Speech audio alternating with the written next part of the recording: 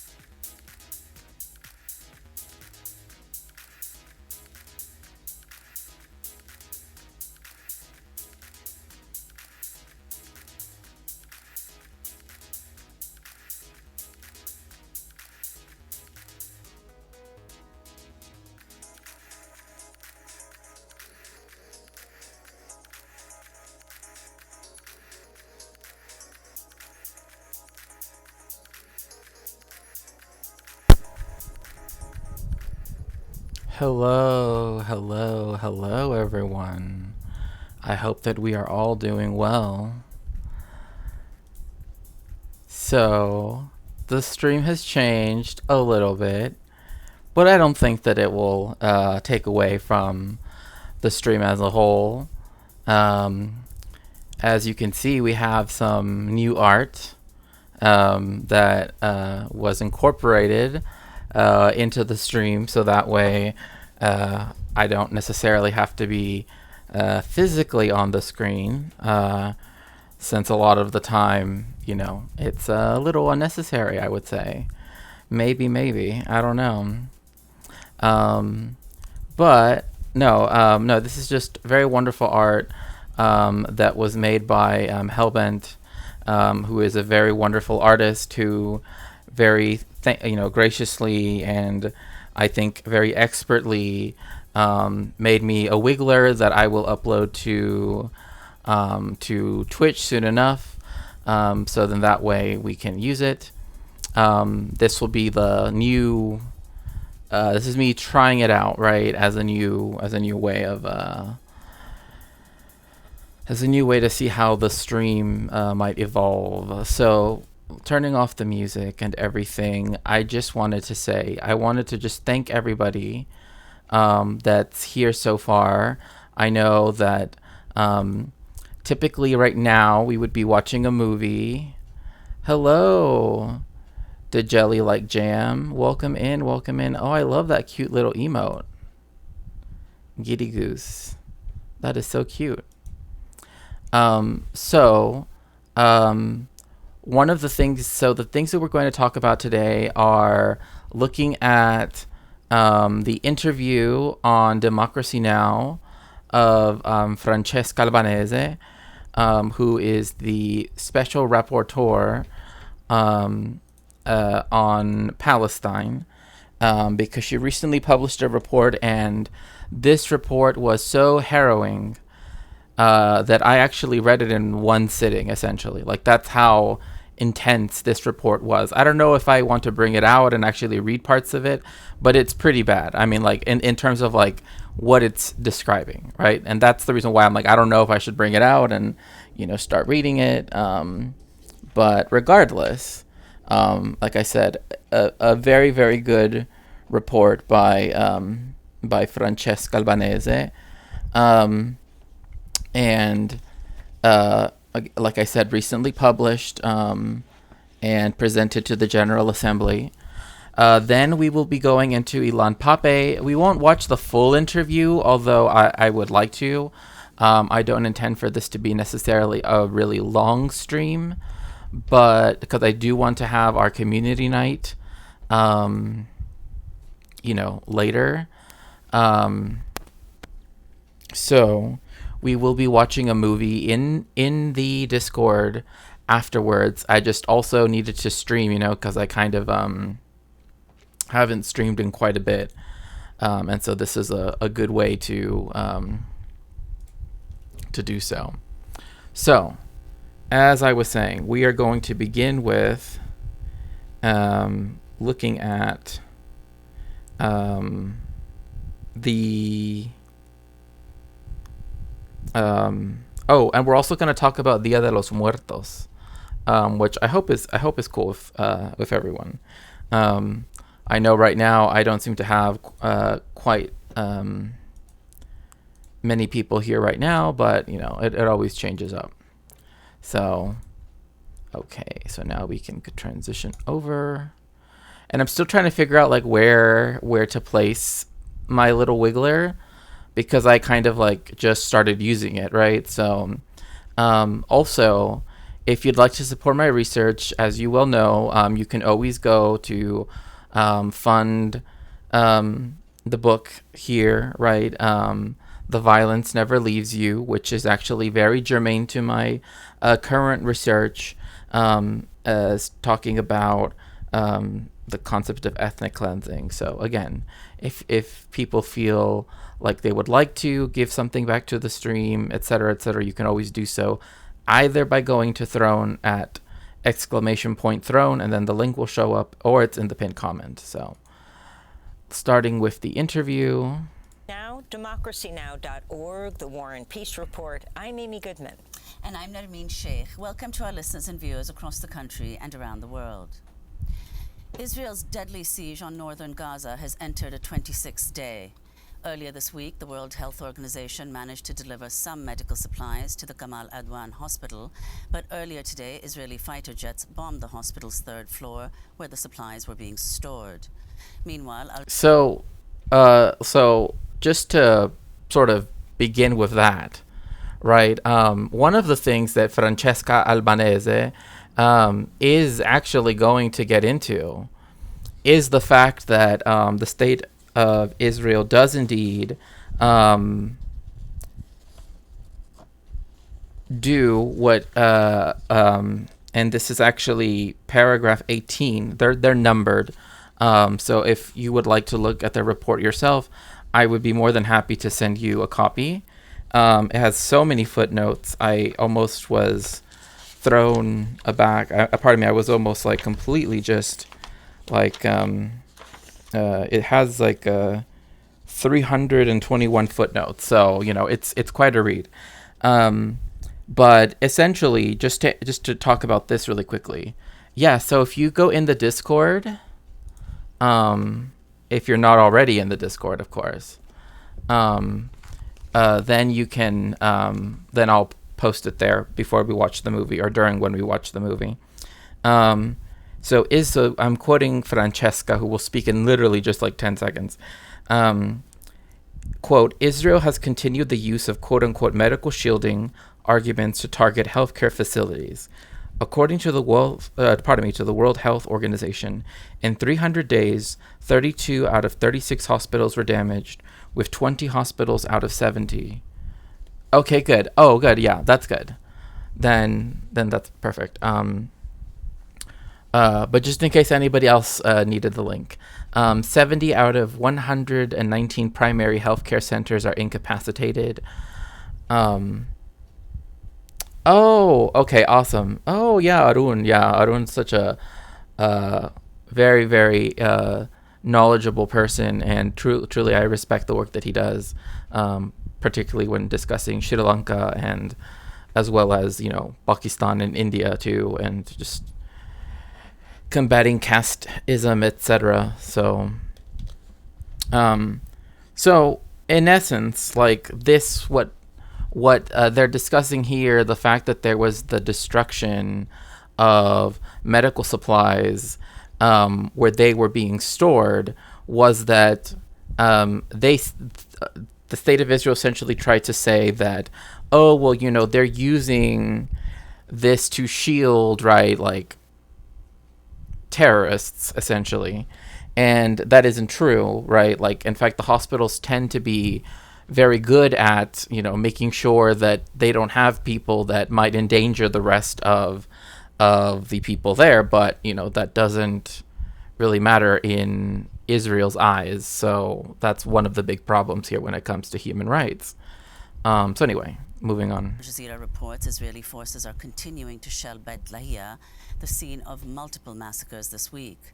On Wednesday, an Israeli attack on a market in Beit Lahia killed at least 10 Palestinians. Earlier in the week, Israel struck a 5-story residential building, killing at least 93 people. Arun is the undefeated champion of being shouted out while he's not in chat. Oh, yeah, no, for sure. Like, yeah, everything is Hamas. Yeah, no, like,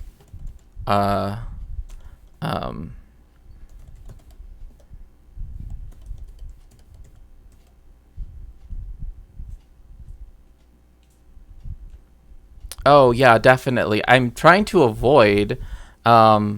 Maybe I should just skip forward to the interview. I think that might be best. But yes, please do make sure to let's just move on to Francesca Albanese and the drama apparently that's been happening. Okay. From a UN-affiliated official hired to promote human rights, unquote. On Wednesday, Francesca Albanese spoke at the United Nations and responded to the U.S. You are so not wrong, DJ. Like, literally, like every single thing, right? Oh, Haaretz. Oh my gosh, are you kidding me?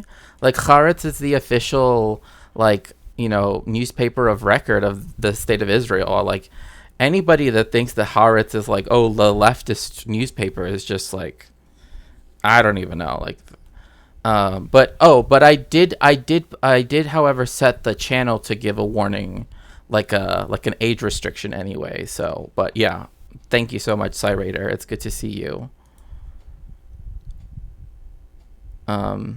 So also, soon enough, there's going to be a 3-minute ad break. If you'd like to get out of that ad break on Twitch, you can always do so by subscribing, or by subscribing using Amazon Prime, to get out of the ads. Yeah, no worries. VTuber jump scare. Yeah. Hello, Kiki. Oh yeah, I'm trying this out because someone Hellbent made this for me, and I thought it was so cute that I thought, oh, I've seen people use this type of like little like emote on the screen, right? And I thought it might be cute to try it out, right? Yeah, it probably was that. Yeah, no worries. No, but you're right. Like, I have to be careful not to show like, too much of anything. Yeah, the governments are not happy with Haaretz and they're cutting partnerships with them. Oof. Yeah, I know. I mean, if someone wants to draw, if someone knows how to do that, I have no idea how to do digital art at all. But, attacks. I have the same shock that you have looking at how the United States is behaving in this context, in the context of the genocide that is So, so this is Francesca Albanese. First, I just want to say, I love the how this textile has the kafia built in. That is so cool. I love this like really dark like charcoal with black kafia. I love that. Right now, I'm actually wearing the one that I recently got, the one that's red and white. Arun Brown? No, Arun Anau. Because I have the the black and white one, which is the traditional one, a gray and white one. I have my the one that's the colors of the flag of Palestine here, and then I have my all red one. And I don't know why. Okay. I draw adios. Oh, okay, nice. So notice that Francesca Albanese called it a genocide. Okay. It's important that she said this because for one, as a person that is a scholar in genocide and Holocaust studies, right? I literally, there are people, I'm not going to say who, but there are even streamers, right, that have been like, oh, it's not a genocide because blah blah blah reason and yada yada yada, and it's just like, no, like literally the person whose job it is to be like know everything about Palestine and everything that's happening there literally is saying it. Like, we do not need the court's final ruling to determine whether or not it is. And in fact, that's one of the things she argues, is that that's actually arguing that is actually demonstrating that people do not understand how the Genocide Convention works. So everybody not necessarily to me directly, but to other people that I know that were trying to say, like it is an ongoing genocide, just know that you literally are showing that you don't know anything about the Genocide Convention. But anyway. Unfolding in Gaza. I'm not surprised that they attack anyone who speaks to the facts that are frankly on our watch in Gaza, and they do that so so brutally because they feel called out, because it's not that the United States is simply an observer. The United States is being an enabler in what Israel has been doing. Now, And see, this is why there are people, right, who do say, and I don't think that their concerns are, I don't think that the concerns of the people, and I know there are people that argue about this, and like I said, if you want to argue this in my Discord, please go to the politics channel. You can argue this there, because that's just not what I'm trying to get into. Is but the discussion of whether or not the fact that the United States is not complicit only, it's an accomplice, right? It is essentially almost a co-belligerent in all but name. Means that people often forget that the other forces besides just the political ones are also things that they have to protest against, that they also have to stand up against, right? It's not just Kamala, it's not just Donald, right? It's also the fact that the biggest boost in defense and aerospace stock, right, in recent history is occurring right now, right? Because they're just selling all of their stuff, right? I mean, that's what they're doing. So that's a thing to keep in mind. It's not the only thing, but also the fact that you have two countries, right, a vassal state, the state of Israel, and then the United States, right, the suzerain essentially of the state of Israel, going against very flippantly, right, human rights, international humanitarian law, international law, right, is what made someone once. In fact, I believe it was just yesterday, when we were in Discord VC with other people, right, discussing this idea that does international law really matter, right? If it doesn't. Right now we have impunity, and my answer is always yes, right? Because having those structures, having that jurisprudence, having those things there, right, is necessary, because there will be a day, right, that justice will be served, right? And international humanitarian law has come out, and international laws come out on the side of the Palestinians, even back in 1940, after Israel took over 88% of the, or 78% of the land, of historic Palestine, right? So even then, in fact, this is why it's the fact that UNRWA, right? The reason why UNRWA even came to be is because they didn't want the International Refugee Organization, the IRO, to be. They wanted to be the organization that would help the Palestinian refugees, right? But the issue was, and Ben Gurion specifically, the first prime minister of Israel specifically made it so that the IRO did not become the organization that would protect the rights and the right of return for the refugees, was because they were the ones that had helped Jewish people in the Holocaust, right, and in the aftermath. And he never wanted them to make a comparison between what was ongoing there, or what had gone in Eastern Europe, right, in the Ostland, to what was going on in Palestine. And that's one of the reasons why UNRWA even came to be in the first place, right? So it's even an institution that was meant to be. We will live long enough to see Netanyahu take. I mean, I don't even think it's that long. I honestly don't think it's that long. I think it seems impregnable, right? It seems difficult right now, but I don't think that that day is as far off as people think. But anyway, but that's just me having, again, we have to be, the principle of revolutionary optimism is one of those things that, we have to try to uphold at all times. Was UN Special Rapporteur Francesca Albanese speaking at the United Nations Wednesday. She joins us here in our studio. Welcome back to Democracy Now! Thanks so much for joining us. Well, before we get you to further respond to what the U.S. and... By the way, I'm just going to put this out there. Like, if anybody wants to study, like, international relations or diplomacy, like anything like that, she teaches at Georgetown University. She's a professor there.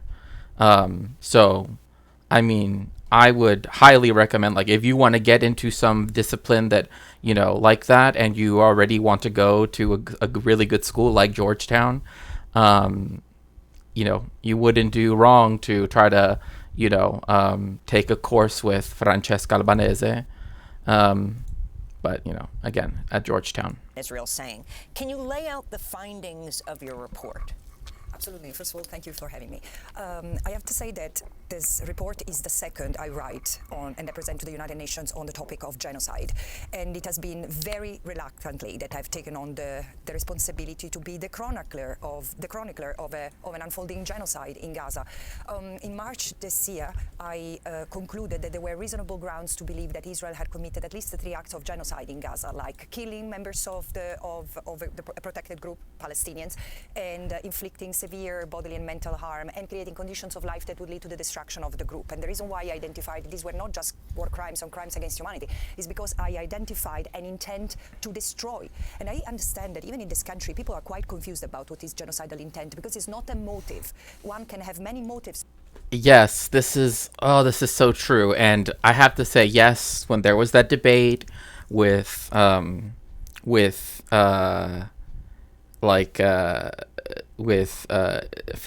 Norman Finkelstein and Mouin Rabbani and Benny Morris and Mr. Wikipedia, right? One of the things that became very clear is that the conflation between intent and motive, right? Like when Finkelstein brings up gets sort of shouted at about the concept of mens rea, right? Which is, again, that your mind, right? Like rea being like, the fact that you already have this bad intent, right? Like in this case. So it's not about any specific outcome. It's the intent itself, right? That's the reason why, like when Norman was trying to parse that out, she's sort of corroborating that, right? That like the intent to do something and the specific harm that causes, right, are 2 separate things. But they're obviously related to one another, but they're not the same thing, right? And a lot of that gets lost, especially on Americans, because like people think that having a motive is intent as such, right? But technically, you can have motives to do anything. It doesn't mean that you have a specific intent to do any specific crime, right? Like, you know what I mean? Like, or with any person, against any person, etc., right? So that's kind of the issue at hand here. To commit a crime. And I understand genocide is a very insidious one and it's difficult to identify what's the motive, but this is not about the motives. The intent to commit genocide is the determination to destroy, which exactly is fully evident in especially in the Gaza Strip, as I identified as argued in March already. The reason why I continue to write about genocide, and in fact this report walks on the heels of the previous one, is in order to better explain the intent, especially state intent, because there is another misunderstanding that there should be a trial of the alleged perpetrators in order to attribute responsibility to a state. No, because not only you have had...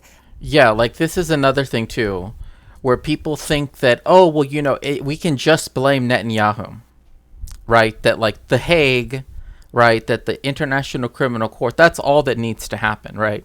You just have to put Binyamin, you just have to put Yoav, you just have to put, whomever, right? The Zaka people, I don't care. I think to me, the Zaka people and all of the people that made up those lies about October 7th, they should also be be put in the dock. But that's just my opinion, right? Because they obviously contributed to creating the conditions in which people would, right, with their sensationalist propaganda, to make it so that people would be willing to, dehumanize the Palestinians to such an extent that they would be willing to, forego, I guess, a lot of their. Oh, I mean, like in my view, I would say that definitely you could make an argument of like the Giora Island, right? Like all of these like essentially everybody that's drawn, how there's like the general's plan that I think was drawn up by Giora Island, right? All of that stuff, like they for sure, and like the Eisenkot, like the one who invented, quote unquote, the Dahia doctrine, like all of those would have to be brought to the dock as well, right? Because it's like, I don't think, and again, I understand this, but from a purely international law perspective, I don't think that any specific, I don't think once you get to individual soldiers, you can do that. But with generals and military leaders, that's usually where you can, because they're issuing orders, right? They're issuing orders that are then propagated, right? That are then, so anybody that's giving orders to, and also the people that made it so that the two AI systems, right? I forget what the first one is called, but the second one is called Hey or Hello Daddy or something like that, right? Hi Daddy, because it was presumed. No. I know. I'm just adding in that legal context because I know some people might think that might be a possibility, right?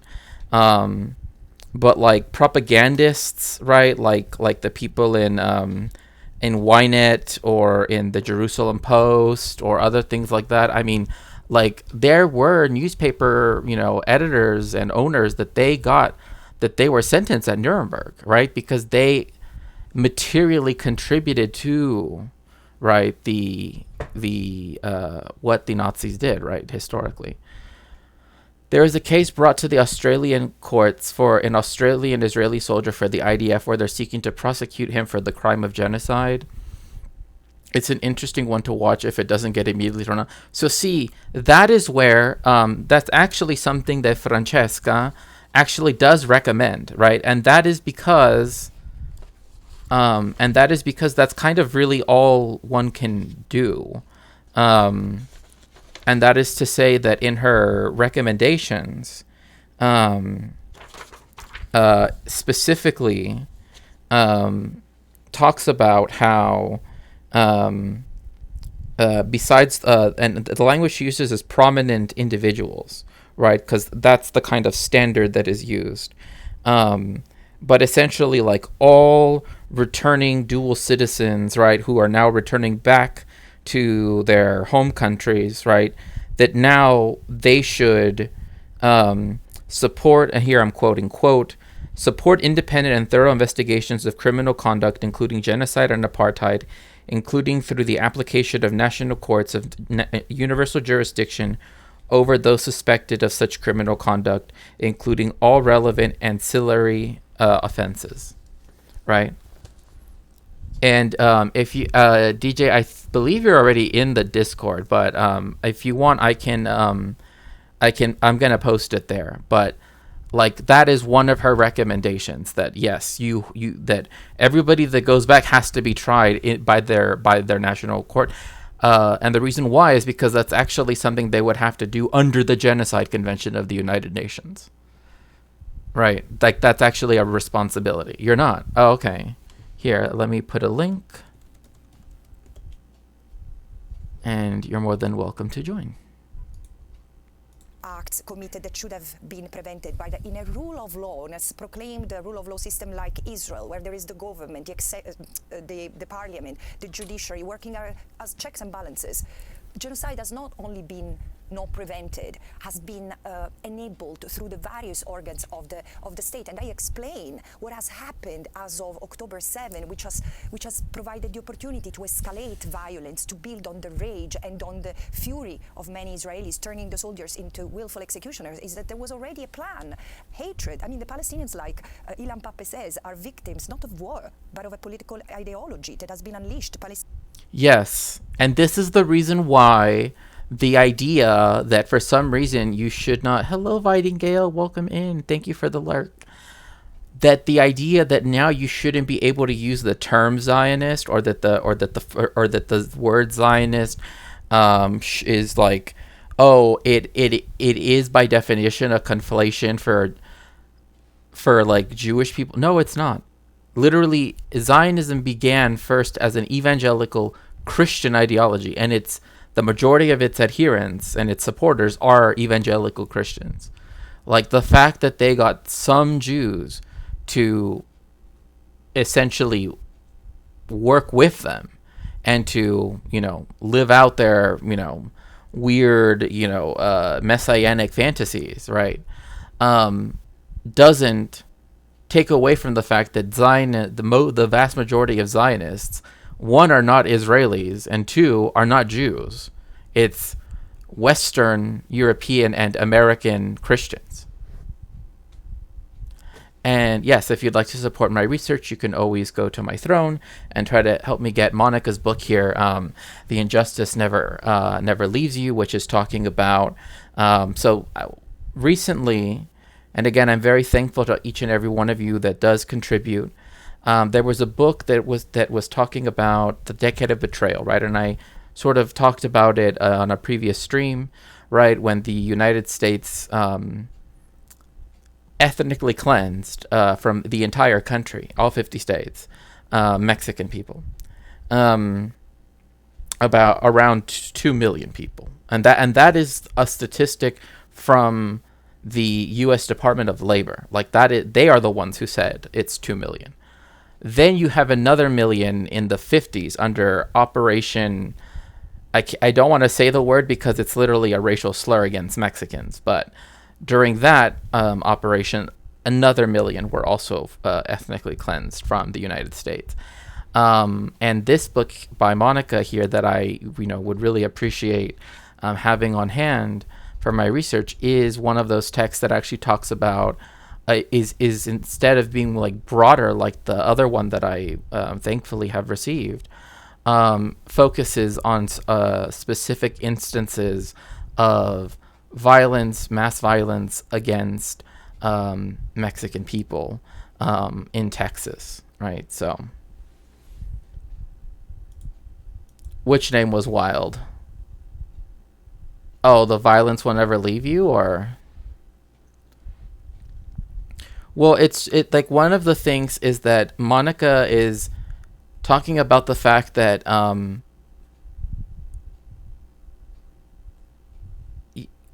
people still live with the trauma of this. Like this didn't stop. It still happened later on in the 80s, right?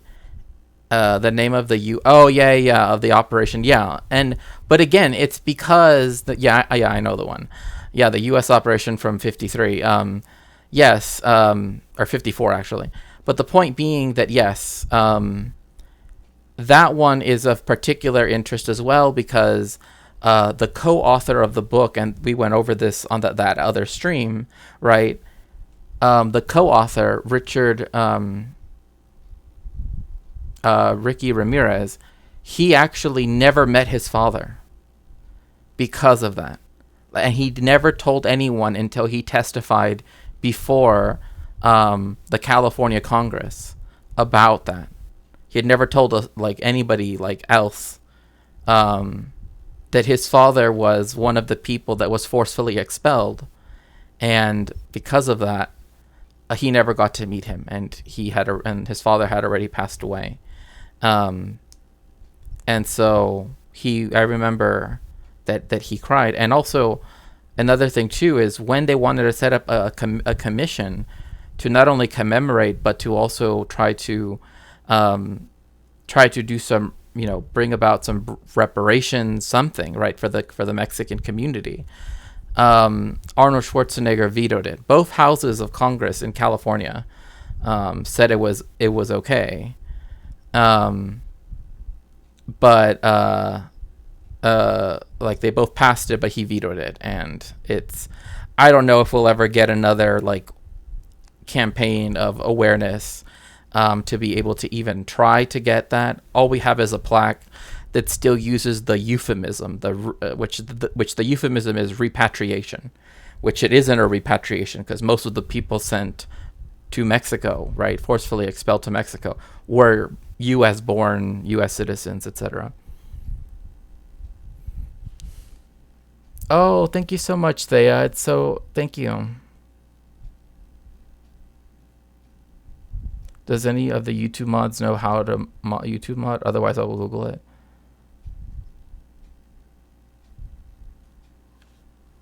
Oh, well, you have Narwhal. Narwhali's here, so. And also Moe Noap.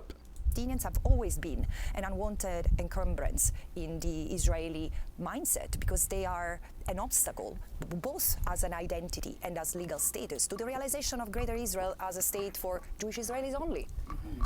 So we'll go back to, because I do want to ask about the Israeli state institutions that you name and the branches of the Israeli state that have been involved in forming this state's intent. But if you could elaborate on the point that you make, the difference between intent and motive, and in particular what you say in the report about how it's critical to determine genocidal intent, quote, by way of inference. That's a different phrasing than one has heard in all of this conversation about genocide so far. If you explain what you mean by that and what such a determination makes possible. So rather than just looking at genocidal intent in other forms, what it means to infer genocidal intent. So first of all, what constitutes genocide is established by Article 2 of the Genocide Convention, which creates... Do you ever get bots? I mean, I have gotten trolls before, I guess.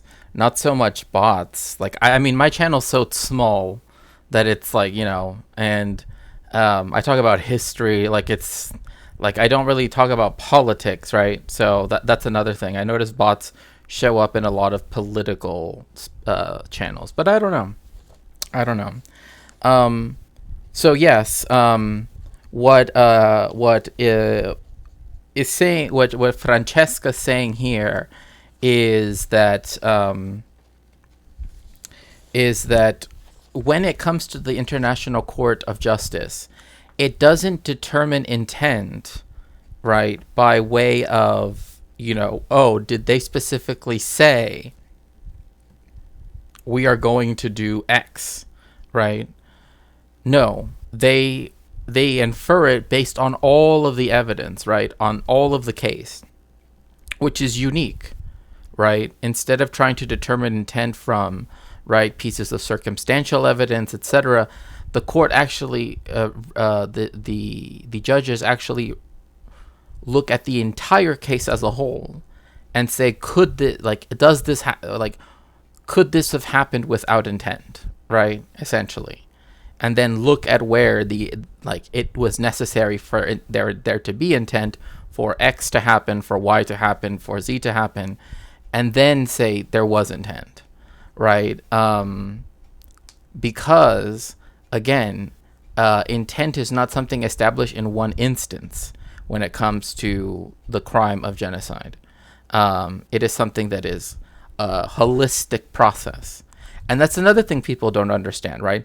Like they want it oh, well, when did Netanyahu, where does it say in, when did the Knesset pass a bill that blah, blah, blah? It's like, no, it's not any Knesset bill that was passed after October 7th, although those are very relevant.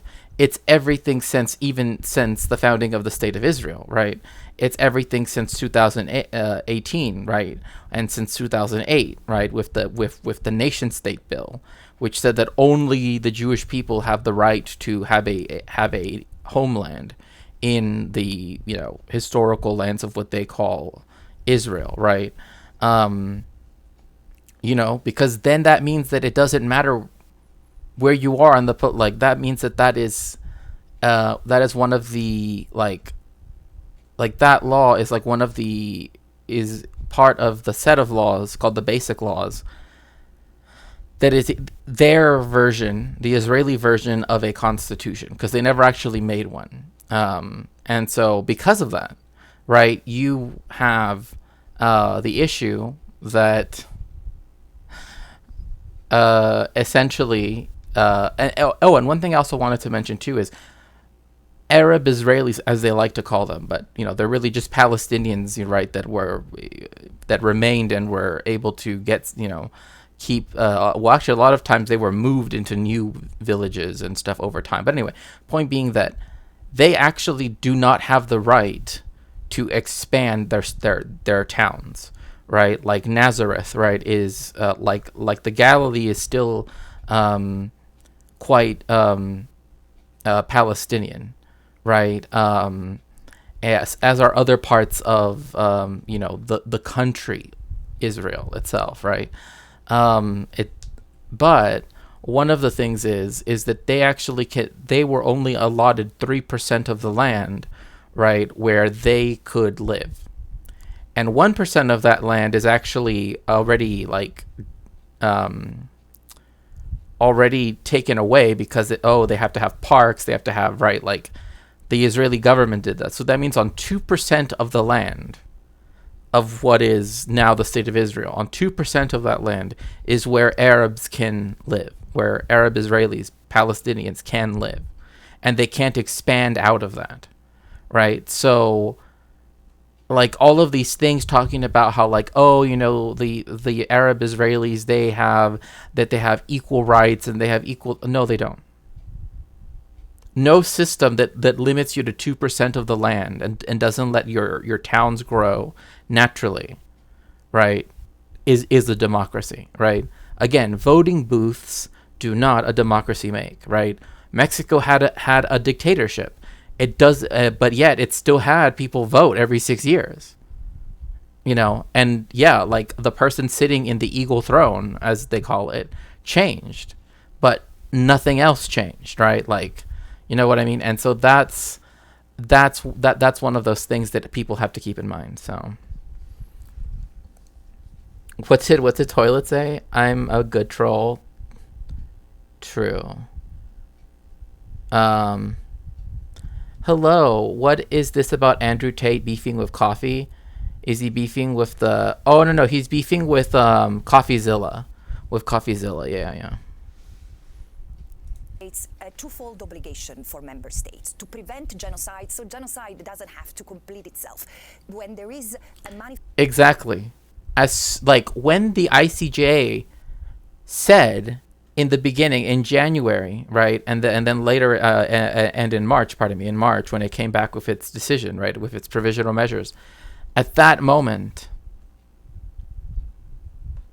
the steps should have been done by other, countries, right, to ensure that Israel stopped whatever it was doing. That's technically what should have happened, right, under international law. Manifestation of intent, even genocidal intent, there is already an obligation to intervene because the crime is unfolding. And then there is an obligation to punish. How the jurisprudence, especially after Rwanda and after former Yugoslavia, there have been cases both for criminal proceedings where individual perpetrators have been investigated and tried, and responsibility of the states litigated before the International Court of Justice. This is how the jurisprudence on genocide has developed, and the intent has been further elaborated upon what the Genocide Convention says. So, and while it might be difficult to have direct intent, meaning to have, it's difficult but not impossible, in fact, to have a state official say, yes, let's go and destroy everyone. Although I do believe that there is direct intent in this genocide in Gaza. But the court also established that genocide can be inferred from the scale of the attack on the people, the nature of the attack, the general conduct. And what it says is that normally there should be a holistic approach in order to identify intent, which is exactly what I've done. And indeed, this is why I proposed in this report what I called the triple lens approach. We need... So, yeah, like... that is the way how the court is unique in determining genocidal intent, is that it does a holistic thing. It looks at the entire case and determines from that, right, whether or not intent can be shown to have existed, right? If it was like necessarily the case that it was necessarily the case that it was a part of the commission of all of these crimes, right? Because you have, one, the wholesale destruction of Gaza, where now it's already been deemed uninhabitable. Like literally, it looks like a moonscape at this point. You also have, the fact that the state of Israel, right, all of the things that the International Court of Justice told it to do, right, it essentially did not do, right? It never let in UN investigators to go into Gaza. It never, did that report. It never did any of that stuff. And in in totality, right, like it might seem like, that this, doesn't matter as such. But technically speaking, that actually does count against Israel's case, because that means that they're showing that they keep doing all of these crimes under the Genocide Convention and not doing the steps, right, that they would need to do in order to prevent that. So then when they come and tell the ICC, right, oh, well, we can actually prosecute Netanyahu ourselves, what they've done in the ICJ shows that they can't, right? Because they can't even, stop from genocidal orders going from Netanyahu, Yoav Gallant, Giora Eiland, etc., down to the average soldier, right? So that's where there's a huge rift, right, in terms of like determining the intent, right? If you're flouting the provisions, the temporary provisions of the International Court of Justice, then that goes against you both in the case at the ICJ and at the ICC. So to look at the conduct, like at the totality of the conduct, and instead of studying with a microscope each and every crime. We need to look at the whole, against the totality of the people, the Palestinians as such, in the totality of the land that Israel has laid as its own by divine design. No, absolutely. And then if you could, the other precedent you've just spoken about, of course, Rwanda and former Yugoslavia. Another case that you cite in the International Court of Justice is the Gambia versus Myanmar. So how is that comparable to what we see happening in Gaza? Why is that a relevant example and different from both Rwanda and former Yugoslavia? Let me tell you what I see as the major differences in the case of Israel, because it's a very complex discussion. But in all 4 cases, this is the thing, is like, this is why when I do talk about these topics, and I know that they're not cheerful subjects, right? I get it, but they still are necessary, right? Like, they still are things that we have to know about, right? And one of the things that really sticks out to me is that sometimes people try to honestly make it seem as though the fact that scholars of genocide studies, special rapporteurs, right, other UN officials, human rights officials, right, do take the time to investigate thoroughly and then put it through a holistic approach, right, and all of that stuff. They, for some reason, think that means that we are, like, unsure of our conclusions, right? But it's like, that's the process, right? Like, we have to show, that you have the warehousing of Palestinian, young men in West Bank military prisons, right? We have to show, we have to discuss all of these things, like, this cannot happen without this. This cannot happen without this. This cannot happen without this, in relationship to all of that, right? And so that's why I think it's interesting that Francesca actually does say, well, people don't understand, people don't, and she's not, I don't think she's trying to do it to be like, oh, you don't get it, right? Instead, she's trying to say it in the sense of like, I understand, right, that people might not know, right, how these things work, right? But let me give you an example, right? And in this case, they're going to talk about the former Yugoslavia and Rwanda, right? Which again, like, I've had to like listen to the testimony of survivors of the Rwanda genocide. It's hard to do so, right? Like, it's not an easy thing, but they deserve someone, they deserve people who are willing to listen to them and to hear their testimony and to hear what happened and to record it and make sure that it is not relegated to a footnote of history, right? That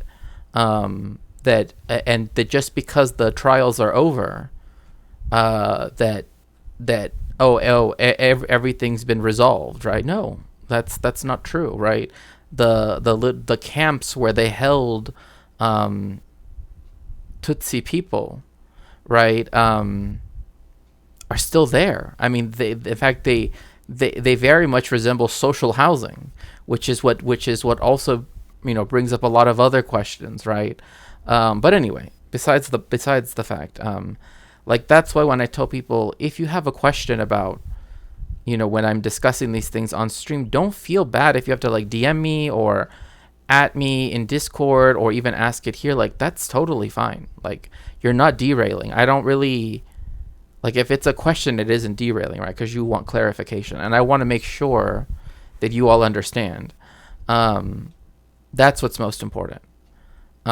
Because I know that there are things that don't seem, that can seem very obtuse, right? And can seem very opaque.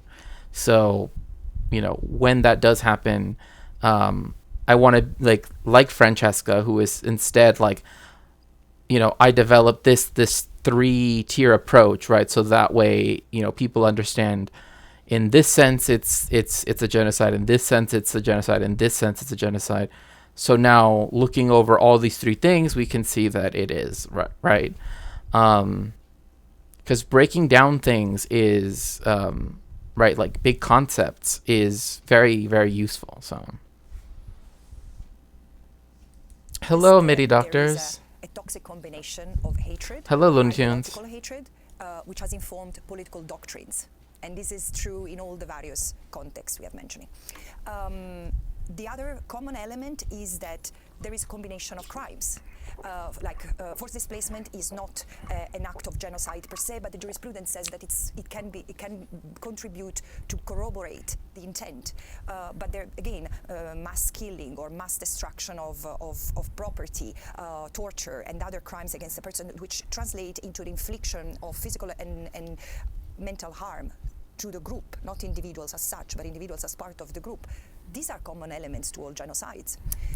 And I'm so glad, like, I actually am glad that she is, like, breaking this down in the way that she is, because, yes, like, this is another thing where, like, people that argue, right, with, oh, it's not, or whatever, they want to argue Israel's side, is that it's not about any individual person, right? It's not about, when we're determining these things, right? Both me and, like, as a historian, right, when I discuss, what's going on, as well as everything, it's like these horrific things that have happened to Palestinians live on as, as trauma that affects the community forevermore, right? Like Al-Nakba still affects those who were born, yesterday, right?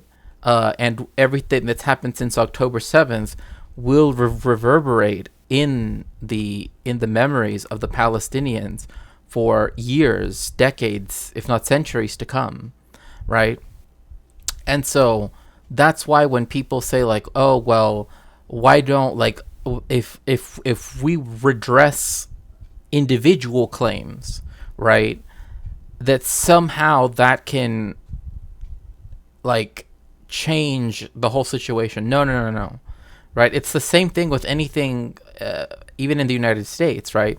Like when it comes to asking for when it comes to not even asking for, but for requiring, right, that reparations be paid to the descendants of former slaves, right? It's that the generational trauma of that, Jim Crow, et cetera, et cetera, et cetera, all of those things also compounds the amount now, right? It's not just the 300 years under chattel slavery. It's also everything since then, right?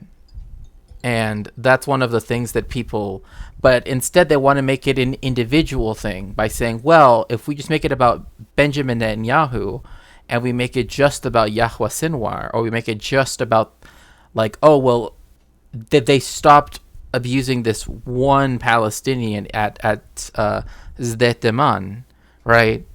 So it's okay now. No, it's not okay now. There were hundreds of religious Zionists that were literally like trying to break in to Sdet Deman, right? Because they were upset at the fact that they were going to try, right, for put them on criminal trial, right? The soldiers that did those things to those inmates, right? And so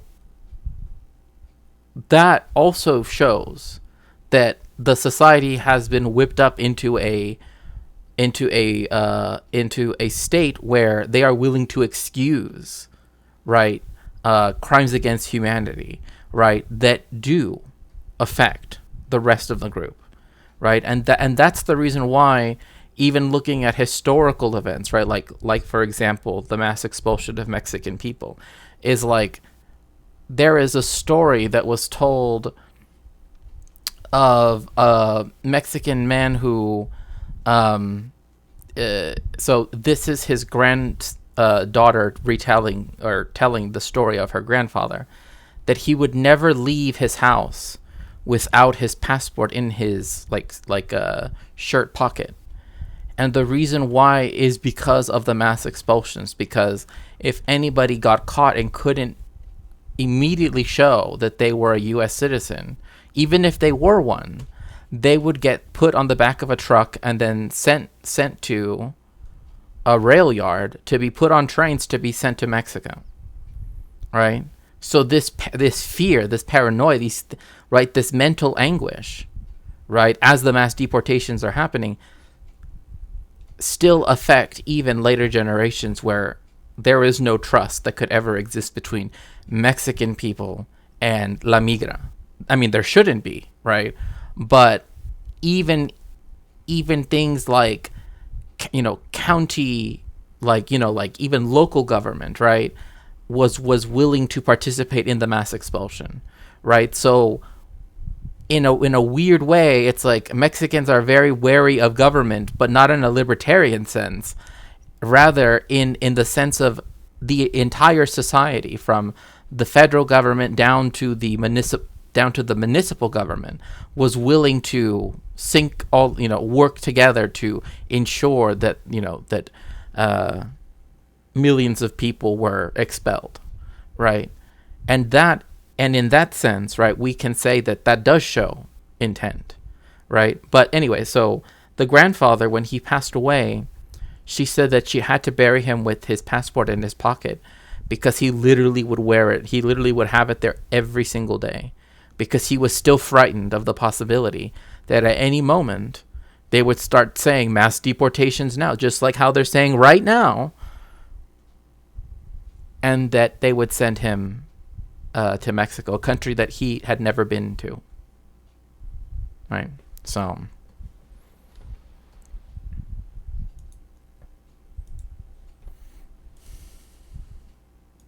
what I find characteristic in this one is, first of all, this is not, the state of Israel is not Myanmar, and is not Rwanda 30 years ago.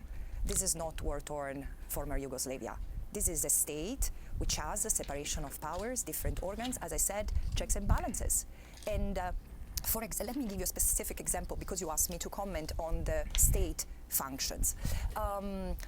In January this year, the International Court of Justice issued a set of preliminary measures in the context of its identification before even looking at the merits of the case initiated by South Africa for Israel's alleged breach of the Genocide Convention, which identified the plausibility of risk for the rights protected, for the rights of the Palestinians protected under the Genocide Convention, which means plausibility, it's semantics, but it's plausibility that genocide might be committed against the Palestinians in Gaza. And the provisional measures included an obligation to investigate and prosecute the various cases of incitement, genocidal incitement that the court had already identified. And it mentions leaders, senior leaders of the Israeli state.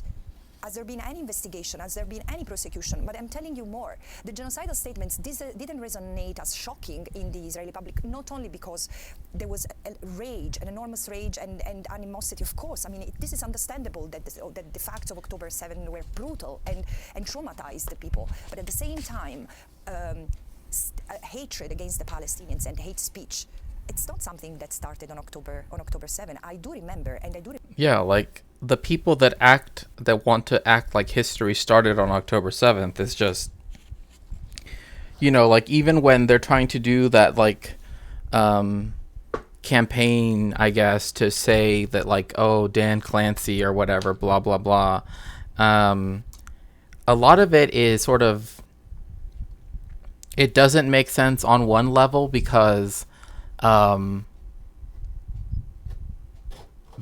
the fact that one, you do like in the sense that what was I trying to say? I think I might have lost that train of thought. But I guess what I was trying to get at, right, is that like people try to act as though somehow what happened on October 7th was this unique event, completely unprecedented in the entire world, right? And blah, blah, blah, blah, blah, blah, right? Like all of this stuff to then build up to, you know, something to try to say that some, you know, XYZ thing, right? But in reality, the reason why it's such a, the reason why it's been, you know, handled in the way it is because it's a colonized people, right, that are occupied, they live on occupied land, right, that's their land, occupied by, you know, the state of Israel, where like 75% of the population of the Gaza Strip are, you know, refugees, right, and the fact that they did, for a brief period, right, on October 7th, were able to not only escape the fence, right, and were able to outsmart the IDF and all of those things, right, but were able to, like, take over military bases and were able to, you know, et cetera, again. I don't want to go into the specific details, but, like, if you look at all descriptions of colonial uprisings, right, that had similar effects, you see the exact same type of, I mean, maybe not the exact same type, but very, very similar forms of dehumanization of like the, like with Algeria, right, of trying to paint Algerians as being bloodthirsty, blah, blah, blah, right, like all of these things, right, like because of the fact that there was success, right? You know, like when, if they were wallowing away in squalor, right, the Israelis didn't have to talk about, oh, this is Hamas, that is Hamas. But as soon as they have, you know, some kind of, you know, uprising that questions the status quo that it had been able to hold, you know, via its siege for 17 years, or however long it is, that's when it starts to create the narratives that it's been using to justify the wanton destruction of the entire strip, right? Like, and so that's what also needs to be taken into context as well, right?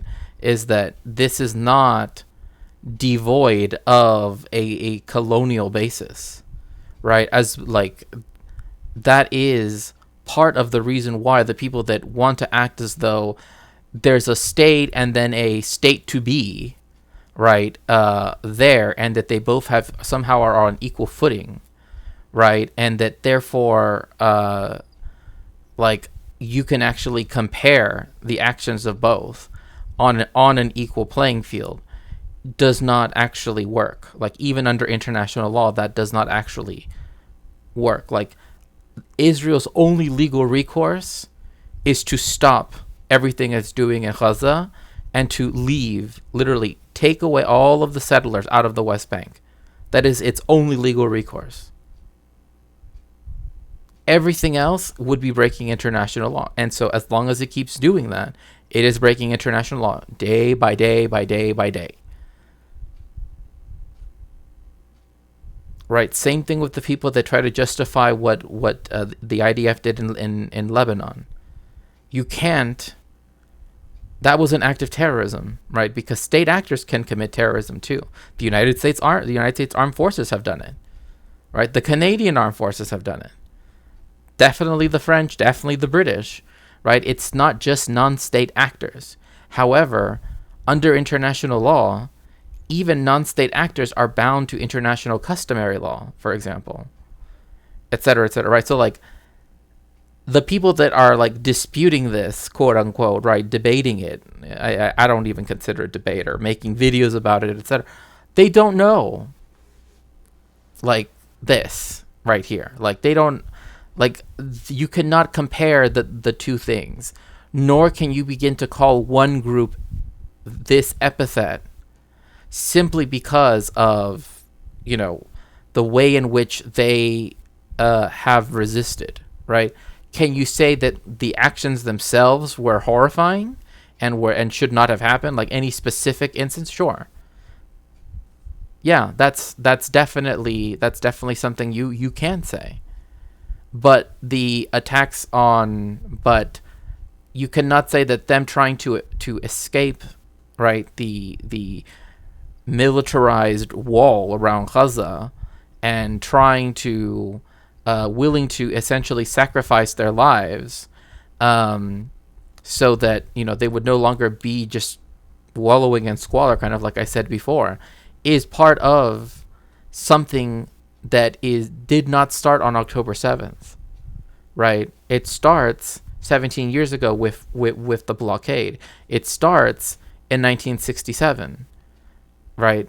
During the June War. After the June War, it starts in December of 1947, when Israel began before any of the Arab state armies around it even stepped on the ground in what is now the state of Israel. So proving that it was never a defensive war, an existential war either in 1948, because it had already expelled the over half, right? The vast majority of Palestinians had already been ethnically cleansed from what is now the state of Israel before the Arab armies even began to fight back, before they even arrived, right, in March of 1948. So with that in mind, right, we have to take all of this with a far broader context than most people are willing to give the situation.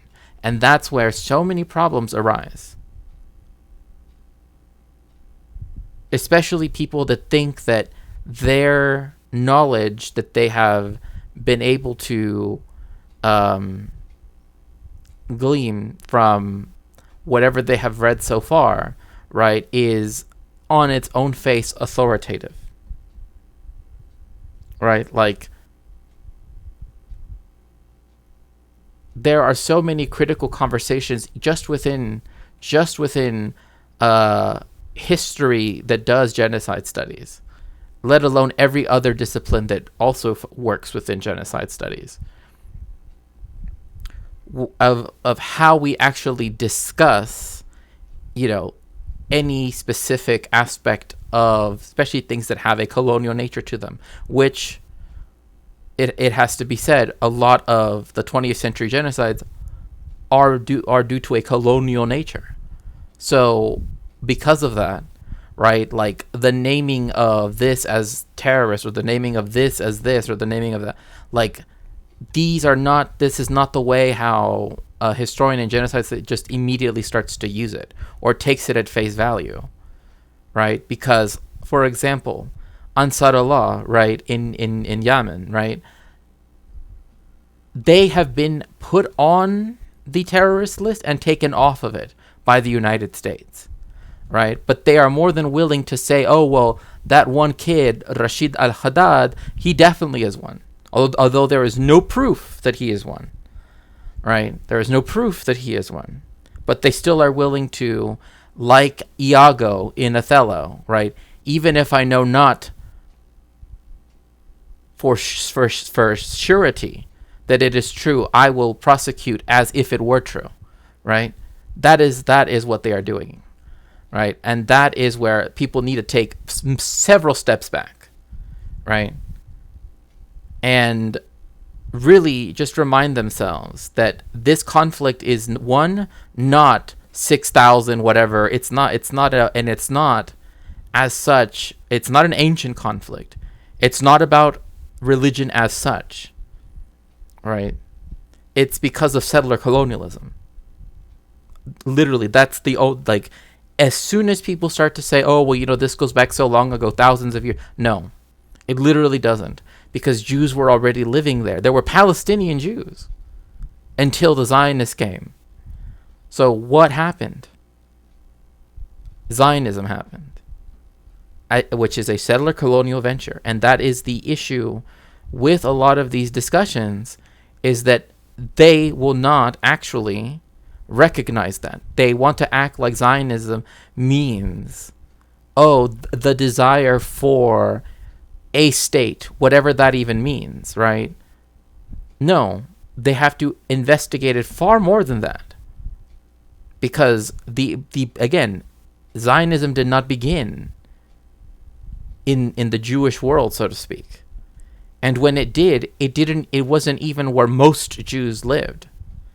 It was in petit bourgeois or in bourgeois circles in the metropolises of places where the Jews had already been assimilated into general society, not where most Jews lived in the Russian Empire, where they had restrictions on where they could live, on what jobs they could do, etc., etc., etc. And like, again, people want to act like, oh, well, we don't, like, almost as if they don't need to consider that. Well, again, the whole idea of a nation state and it having to exist and it having to, blah, blah, blah, all of that stuff does not come to the fore of public consciousness until you have the romantic nationalisms of the 19th century, right? Of something like Germany, right, when it unified, to become the Deutsches Reich, right, the German Empire, right, when you had the collapse of the Austro-Hungarian Empire and then the foundation of all these new countries, right, and also the unification of Italy, right, into one country under the House of Savoy, right? If you don't understand how nationalism works, particularly in the European cases, then you don't understand how Zionism works. Because the way in which settler colonialism works is intimately related with that. So, that is another major concern here. It's not recognizing that, yes, the people that already live in Israel, that were born there, no one has ever, the PLO has never, it has never been a question about whether Jews should be able to live in historical Palestine. It's about whether or not they should be settler colonizing the place and saying that this space is exclusive to them. That's the difference, because that's the colonial nature of it. So That is what has to be at the forefront of these conversations, not just, it's not 6,000 years old, right? And in fact, the Torah and the Tanakh, they give horrible descriptions of where the boundaries of the historic land, quote unquote, of Israel is. And we also know from archaeological evidence that there was never a united kingdom of Israel. So every time that it mentions Eretz Israel in the Tanakh, it's referring to a tiny fraction of the land that's there. Literally, the part that by Zionist, religious Zionists, is called Shomron, or Samaria. But of course, Samaria is where the Samaritans live, right? And again, you also see this too in Israel's attitude towards literally the people who are the closest in almost every way to the Jewish people. The Samaritans. They have their own Torah. They had their own temple. They had everything, everything almost exactly the same. And yet they still discriminate against them. So it's not about, the proximity to Jewishness as such, right? It's about a particular kind of Jewishness, right? So, all of these things are sort of not addressed in a lot of the conversations. People just want to look at Benjamin Netanyahu. People just want to look at,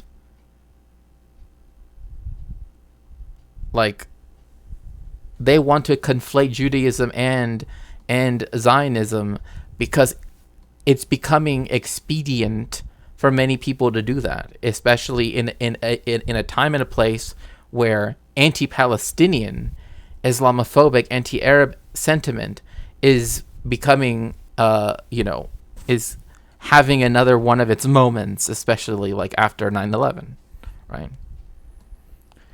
Hello, the big room. Welcome in. Interesting tidbit. But in several countries, it's not illegal to escape from prison because a pursuit of freedom is viewed as a basic human right in those countries. So, I know this is going to be, this might be considered cringe, but whatever. So, technically speaking, if that is part of any treaty that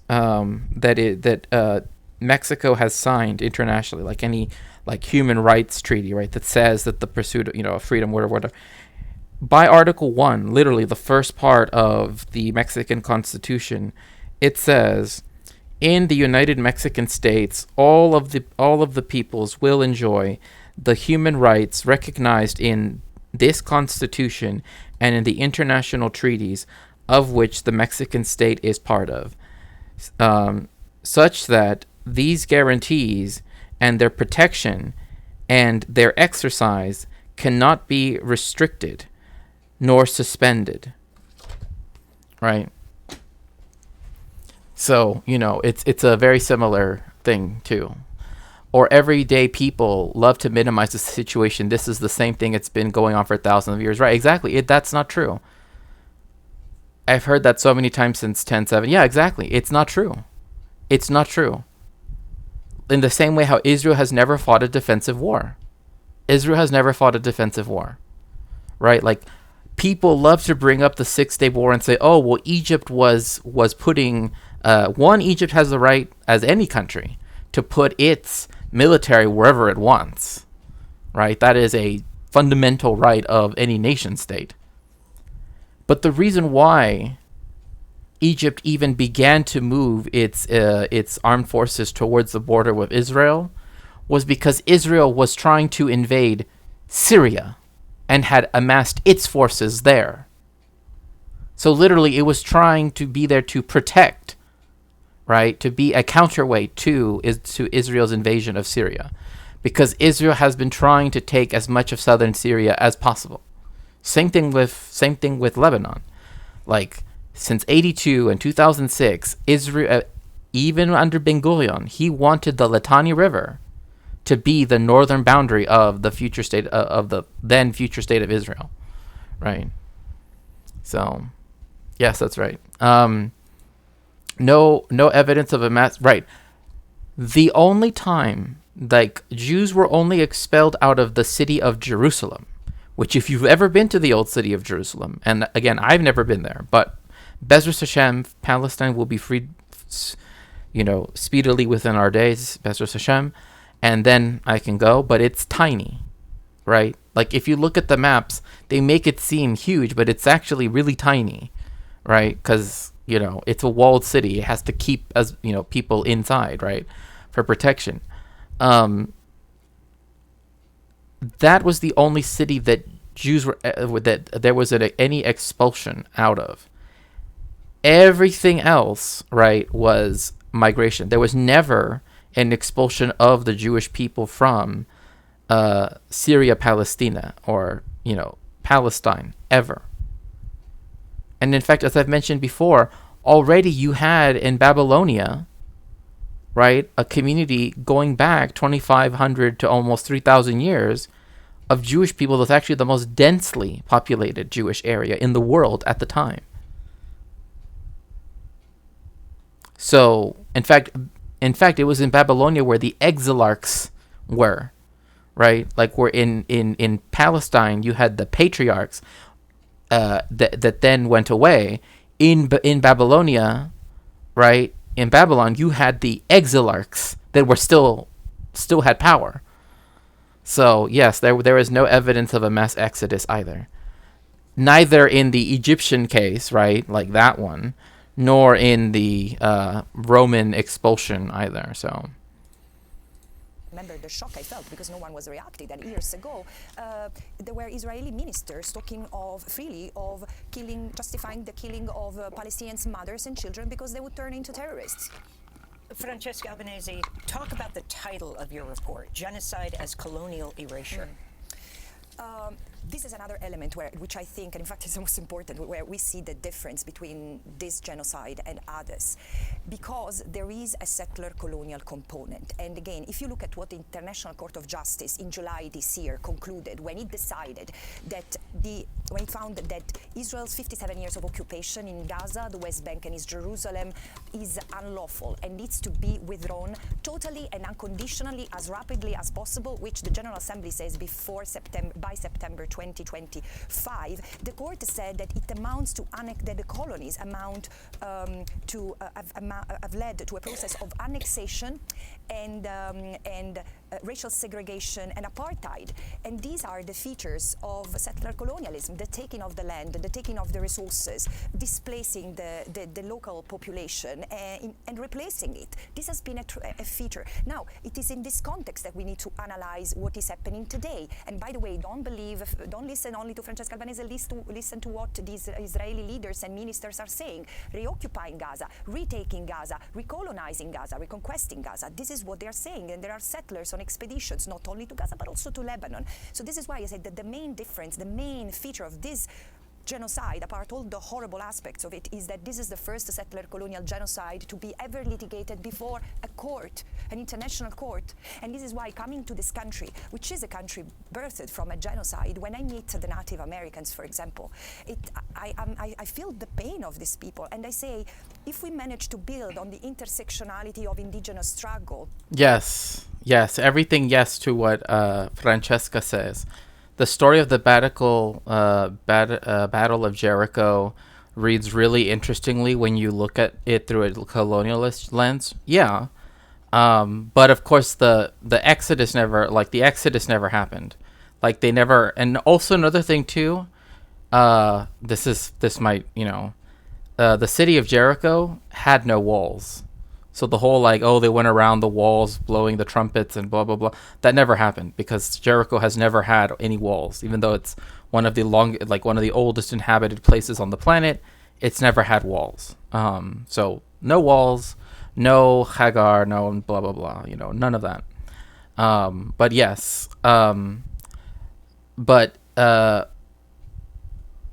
one of the things that is also, very fascinating about that is that it's a story that's created after the fact to sort of give justification for the internal conquest of one monotheistic Canaanite tribe over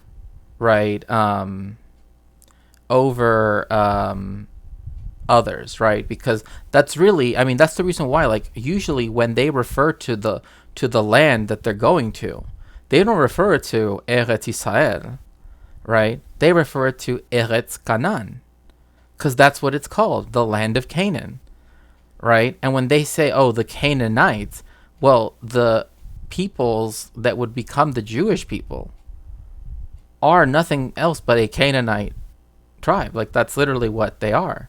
And we know this because the when you have the polytheistic stuff still existing, right? You mainly have it existing where, sort of like in other places where there's polytheism, right? Like in India, right? Where certain places give more, will worship one deity more than the other, right? And that's why you see the collapse in Jewish religious texts, right? Where you have Yah, El, etc., right? All becoming one. Whereas before they were separate entities, right, in former Canaanite religion, right? So, but yes, from a colonialist lens, it is, because it's saying that, it's because one, you already have, like a Malinche figure, right, which has always, or a Malintzin figure, which only until very recently has been a reviled figure in Mexico, right? Which is a figure that, that helped Hernan Cortés and would translate for him, and later, bore him children. But the way how people have tried to see her now is like, she literally was trying to survive, right? Like, she had no power. The only thing that made her useful and let her live was the fact that she was able to pick up Spanish quickly enough, right, and knew other languages, to where then she could be exploited, right? Like, but that let her, yes, it caused, other stuff, but there has been a reappropriation of that figure, right, from like feminist Chicana scholars. The cry for justice behind this case for Palestine will resonate. And another thing too is, I'm so glad that you brought up indigenous peoples of the United States, because yes, like, even that pain is still there. I mean, the reservations are not a solution for the indigenous peoples of the Americas, right? They were designed to be a place where the indigenous people could go and be forgotten by the colonial settlers of the United States. That is their purpose, right? That is why they have very little access to amenities, to to all of these other things that seem very basic to anyone living in a major city like me and here in LA. But in, for example, the Navajo Nation, which spans like 4 different states, it's huge. They only have one company. They literally have a monopoly running every grocery store, and they only have like 17 of them total, or maybe less. Maybe it's 7. I don't remember the exact number. It's 7 or 17 or 10 maybe. I don't know. It's one of those. But they're all one store, and that's it. So if that store were to ever go under, there goes the entire grocery store, business from the Navajo Nation. Otherwise, they have to drive out of the reservation, and then have to, you know what I mean? Like, it's not actually a solution, right? Because then what the United States does is that then it actually makes people have to define themselves as indigenous via blood logic, right? Via blood quantum. Like, oh, are you actually this? Well, instead of it being determined as it was determined culturally before, now we have to do it using race science, right? There are many of these critiques that have been brought up by various scholars about that. So, yeah. Even louder, because it will somewhat be an act of atonement from the settler colonial endeavor which has sprouted out of Europe toward indigenous people. So there is a lot of symbolism behind it. And the analogy, first of all, you talked about the case brought by South Africa, so that what they share, apart from South Africa and Israel, Palestine, is both the fact that they were colonial settler states, as well as the fact that apartheid has been established as having occurred in both places. Now, in the case of South Africa, it was a decision that was taken by the United Nations at the time. Oh yeah, here's another thing, because are the companies we use not allowed in the Navajo Nation, or is it the choice of the Navajo? Oh, no, it's just that it's, from what I understand, right, like there essentially was like like a contract, right, that was done, right, because obviously they obviously what they do have, right, they want to protect, right, the Navajo Nation, that is. And so they were going to line up to have different providers, but instead they got one company that said, well, I believe that they're like headquartered locally too, so like that also makes it seem quote unquote better, but it's still a corporation, right? Like it's not like, oh, mom and pop grocery store, right? And essentially that like they signed over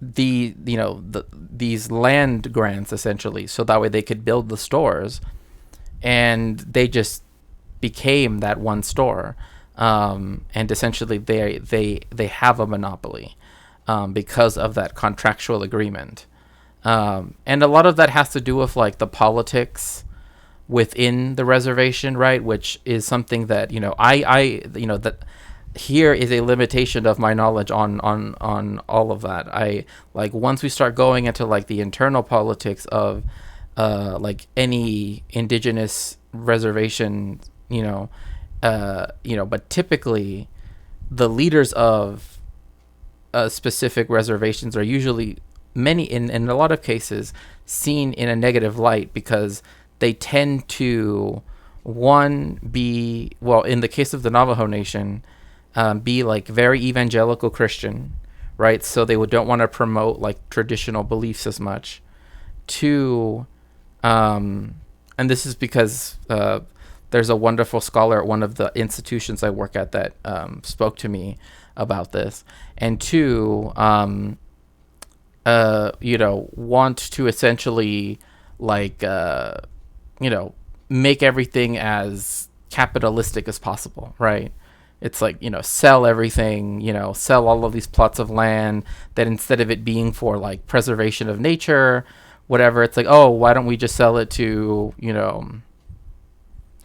why don't we just sell it to, I don't know, like, to make like a mega McDonald's, I don't know, just like essentially nothing to like, not using the money that they do earn, right, via like casinos, etc., so as to benefit the Navajo people as a whole, or Dene as they call themselves, but instead, enrich themselves, etc., etc. But again, I only know very lightly. I will say this is one of my limitations, where I know I have no expertise. I am as much of a neophyte as anybody else. So.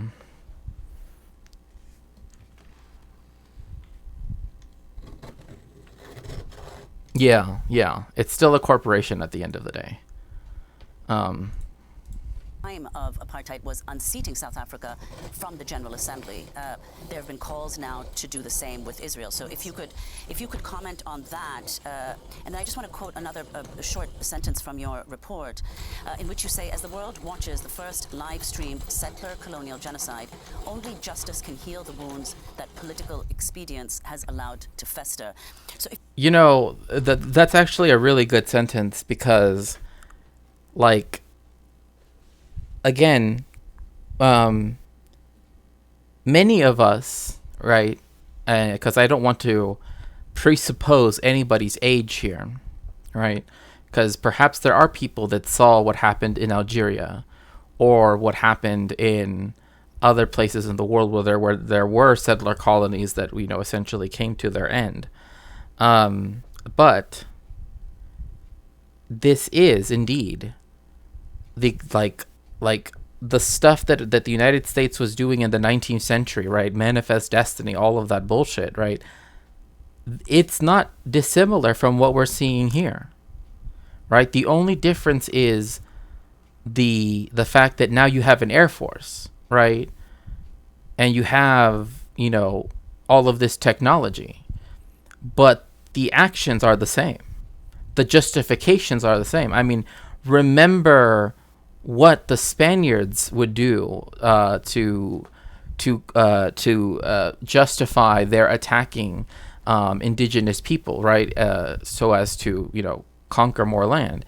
Like the Catholic monarchs, as they're called, and the Pope said, well, since they haven't heard the word of Christ, you can't attack, right, indigenous peoples who have not heard the word, you know, who have not had a chance to consider, right, whether or not they want to convert, you know. Oh my goodness gracious. Oh, thank you so much, Narwhal. Thank you so much for the 500 bits. Thank you. Yay, we even hit our goal. Oh my goodness. Yay, we reached our goal. Yes, big hearts. Thank you so much, Narwhal. I appreciate that. And so what this effectively means is that what we're witnessing is the Spanish, what they would do is they essentially came up with this little like document, right, of like introducing, quote unquote, the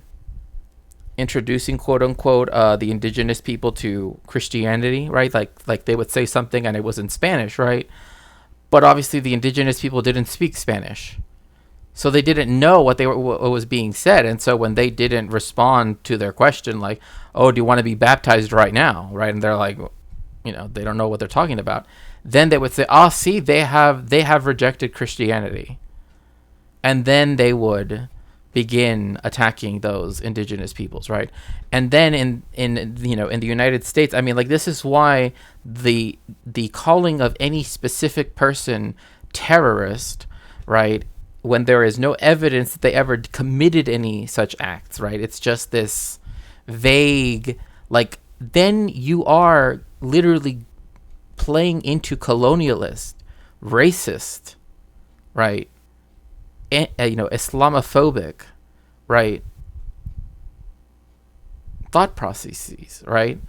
Because you're not actually considering that the person that you're looking at is just a regular person, right? Instead, you are calling them something that puts a target on their back, right? And as a marginalized person, right, like a Palestinian in Gaza, right, they use that title, that epithet, I should say, so much that in a way it's lost its meaning, but also in a way it's proven that people are willing to believe the idea that someone is something because a state actor says it, right? But state actors can be terrorists too. I mean, remember that the United States wanted to declare, and at one point wanted to declare, like, all of the Iranian armed forces a terrorist organization, right? Because under its own laws, right, that meant that it could go and, quote unquote, fight terror and, attack like the Iranian Revolutionary Guard Corps and say, oh, well, they're all terrorists, but they are not, right? Like, they are part of a formal military of a state actor, right? And then you have another case again of Ansar Allah, also known as the Houthis, right, where you have them being placed on the terrorist list and then them being taken off of it, right? Like, there are people that are saying, saying stuff that when they were off that list, that they were doing terrorism. No, technically, according to the United States, they weren't, right? They weren't. Apparently, they weren't doing that. So this is why this whole like, oh, we have to call. You cannot place these terms on people as if somehow they are eternal labels, because when you do that, right, especially without any evidence that any person is part of a group that does such acts, or that person in particular has committed such acts, all you're doing is just buying into overtly racist, Islamophobic, et cetera, right? Like things you should not be doing, right? You should like, people should want to complicate what they think about Israel and Palestine and Yemen and Iran and Lebanon, right? But instead they want to flatten it as much as possible, right? Like it's like it's like with Ansar Allah. It's a Shia militant organization, Zaidi Shia, right? It everything functions on a clan structure, which means you can tell who's Sunni and who's Shia by their surname and where they're from. And they don't take in people that are Sunni, because the whole point is that they don't want to live in a country, right? And this was a similar thing in Iraq, right, where Sunnis controlled the government, but the majority of the population is Shia, right? They don't want that to happen again in Yemen, right? It's the same thing in Bahrain. The crown, right? The royals that rule the kingdom are Sunni, but the rest of the island, everybody, all of the average citizens are all Shia, right? So for them to allow in people who are from border provinces with, where the government faction, the recognized government faction is etc. I don't want to get too deep in this, but my point being that, like, it's amazing how people that, seem to be willing to take a step back and really think about things before it comes to determining whether or not to use any specific epithet, like that, somehow don't care when it comes to Palestinians, right? It's already recognized in law, international law, Article 51 of the UN Charter, right, and upheld by the ICJ advisory opinion from July, from June, I should say, that Palestinians have the right to armed self-defense and resistance against the occupying power, because Israel is breaking international law by not fulfilling its duties as an occupying power. And instead you have David Friedman over here, right, the former ambassador, right, to the, under Trump, right, to, like when they moved the embassy to Jerusalem from Tel Aviv, saying that what they should do in Palestine, right, in the occupied West Bank, is, and I kid you not, he literally used this as his example, was to make it so that it's essentially like Puerto Rico. It's part of the state of Israel, but they can't vote. This is why understanding it as a colonial problem is necessary, because they just said the quiet part out loud about Puerto Rico, right? Puerto Rico that has so many people, the vast majority, wishing to become a state, right?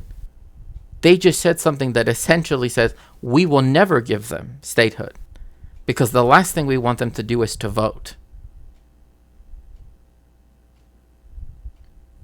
Because of his own example, by saying we should turn Area A, the Bantustans in the West Bank, into Puerto Rico. And that's all you need to know. My fave piece of Caribbean indigenous resistance is the Hatwe Cuban hero.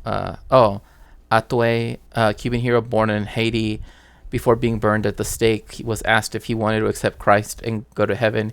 He asked the priest if there were people like him in heaven. When he said yes, he said, "I'd rather burn in hell than live another day with you." Yeah, no, I mean, those are, yeah.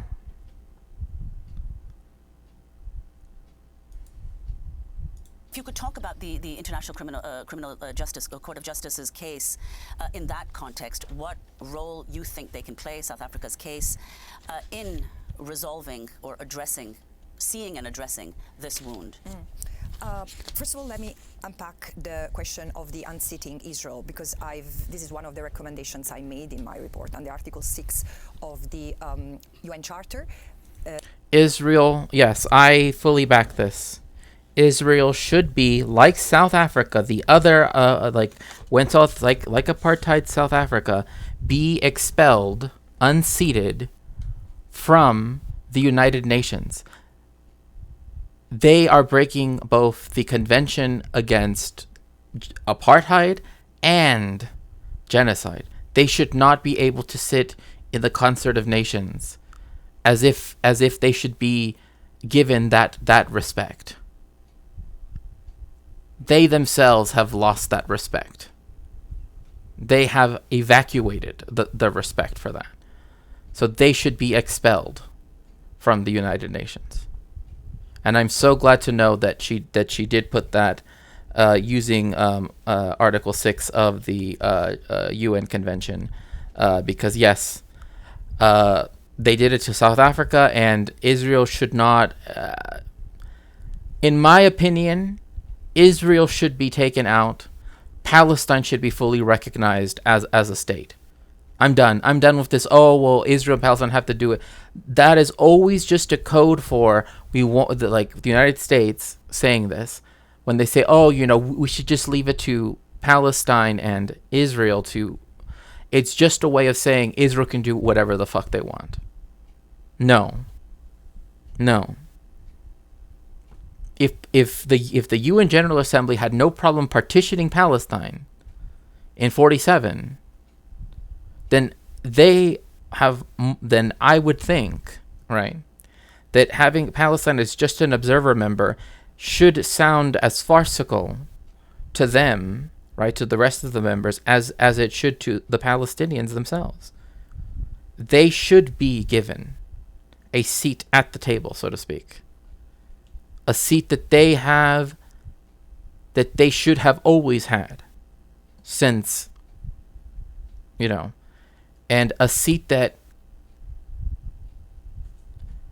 they not only deserve for multiple reasons, but that the United Nations also would have to try to repair, right, via reparations from the colonial powers of the time that tried to get this all through with the state of Israel, right, that even began to draw lines on Palestine to steal the land from the people, right? That never should have been done in the first place. Nobody had any right to draw a line and say, this is going to be for the Palestinians, this is going to be for non-Palestinians, right? No one had any right to do that. Definitely not the United Nations. If one party says yes and the other says no, you don't do it regardless. So there is a lot that the United Nations would have to do to make sure that Palestine is able to not only have the right of return enshrined, because it is a fundamental right under Resolution 194, but that Israel has to accept that as well. That if the Palestinians who are refugees all around the world, if they want to move back to their former villages, their homes, etc., they have the right to do that. Nothing should stop that. And even there has even been resolutions where even the United States agreed with that. So no more of this bullshit.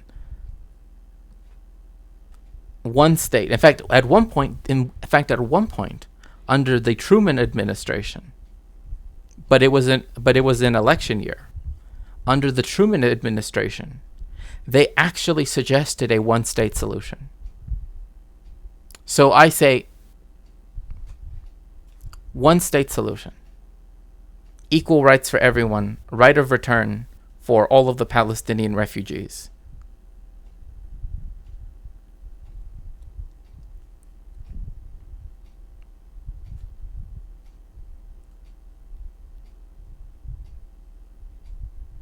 And also the reparations commission for the complicit countries that have allowed for this colonial genocide to occur on their watch. The British, the Americans, etc., etc. Even though there's no amount, I think, that will ever make up for everything that has occurred. I don't believe that there is. However, that does not mean that the United States should not be paying something.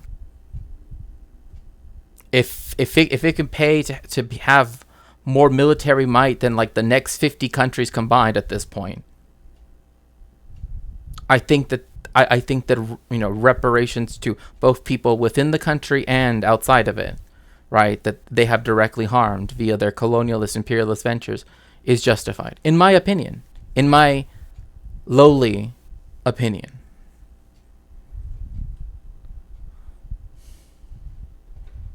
Yeah. Oh, now they have agency. Yeah. A member state can be suspended of its credentials, of its membership by the General Assembly upon recommendation of the UN Security Council. And that's the rub right there. That's the rub. By recommendation of the Security Council. That is where the UK and the United States are going to try to step on that.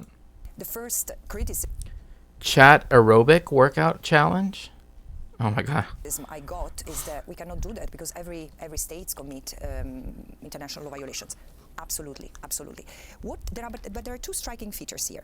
First, Israel is quite unique in maintaining an unlawful occupation, which has deemed such by, in at least one full occasion, but again, there was already a case brought before the ICJ in 2004. So there have been two ICJ advisory opinions. There is a pending case for genocide. There has been the violations of hundreds of resolutions on Israel, occupied Palestinian territory, by the Security Council, the General Assembly, the Human Rights Council, and steady violation of international humanitarian law, human rights law, the Apartheid Convention, the Genocide Convention. So this is quite unique. But all the more, this year, look, if there was any other country that had racked up even a quarter of these things, they would have been expelled from the UN long ago.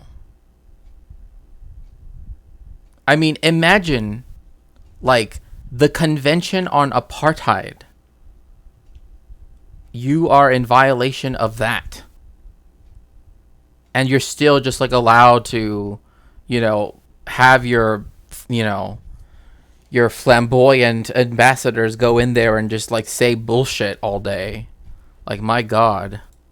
Israel has conducted an unprecedented attack against the United Nations. Hi, FLFNF. Physically, through artillery, weapons, bombs, UN premises. 70% of UNRWA offices on UNRWA buildings, clinics, distribution centers have been hit and shelled by the Israeli army. 230 UN staff members have been killed by Israel in Gaza alone. UN peacekeepers in Lebanon have been attacked. And this doesn't even take into account the smear, the defamation against senior UN officials, the declaration of the Secretary General as persona non grata, the referring to the General... Yeah, that too. The State of Israel telling the Secretary General of the United Nations that they are a persona non grata in the country. Oh, so if you don't want the leader of the United Nations in your country, then the United Nations doesn't have to do anything. I think Israel should also be taken off of the SWIFT payment system. I think all of the sanctions that have been placed on all other belligerent countries, like Russia, like Iran, right, who have done far less in comparison, with perhaps the exception of Russia doing its, on terms of scale, right? But definitely not when it comes to genocide, etc., right? All of that stuff, right? I don't see why Israel isn't taken off of the SWIFT banking thing. Literally, there should be no flights. It should be completely a pariah. If the United States wants to be literally the only country in the world sending its stuff, then that's for the United States to decide. But nobody else should be compelled to act like they are a legitimate country anymore. Right? They have crossed that threshold many times over, right? To the point where you can say this is a rogue state on such a magnitude that to hear people defend it and try to act like it is a democracy, like it is all of these things that it pretends to be, only proves that it's not more.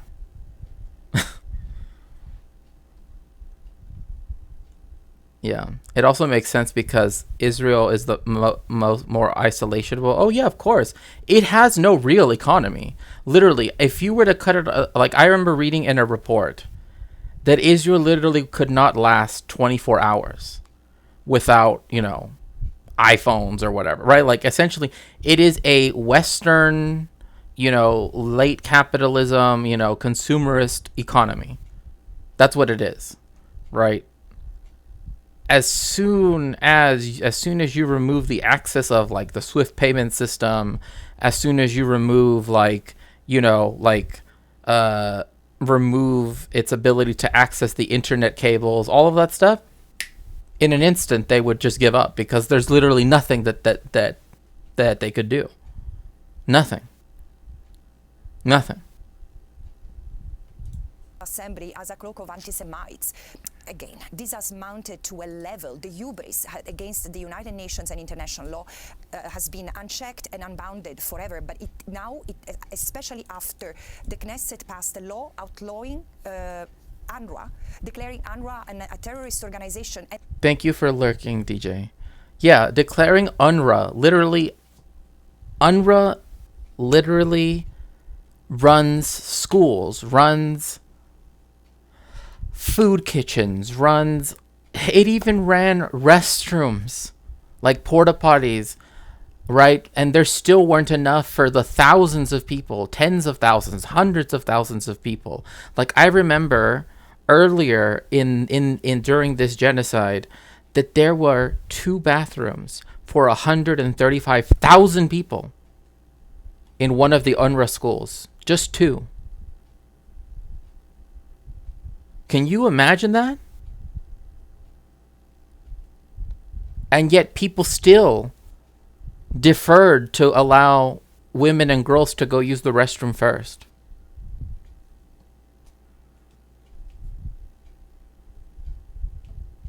Even with all that, 135,000 people, 2 restrooms. I know people that live on their own with 1 restroom and it's too little. You know what I mean? Like, let alone a porta potty, right? But it's, and again, like now you have polio, right? Like, and of course it's just like, oh yes, we're doing a vaccination campaign. I would be scared. I have to be quite honest with you. If the IDF is like, oh yeah, okay, we are going to start giving out vaccines, I would be scared to get that vaccine if I were a Palestinian. Unless UNRWA is going to give it to me, I am not going to trust anybody from the IDF to inject anything inside of me. That's just a fact. Like I have historically based reasons why, and I can cite chapter verse why. Okay. Chapter verse why I wouldn't take a vaccine from an IDF soldier ever.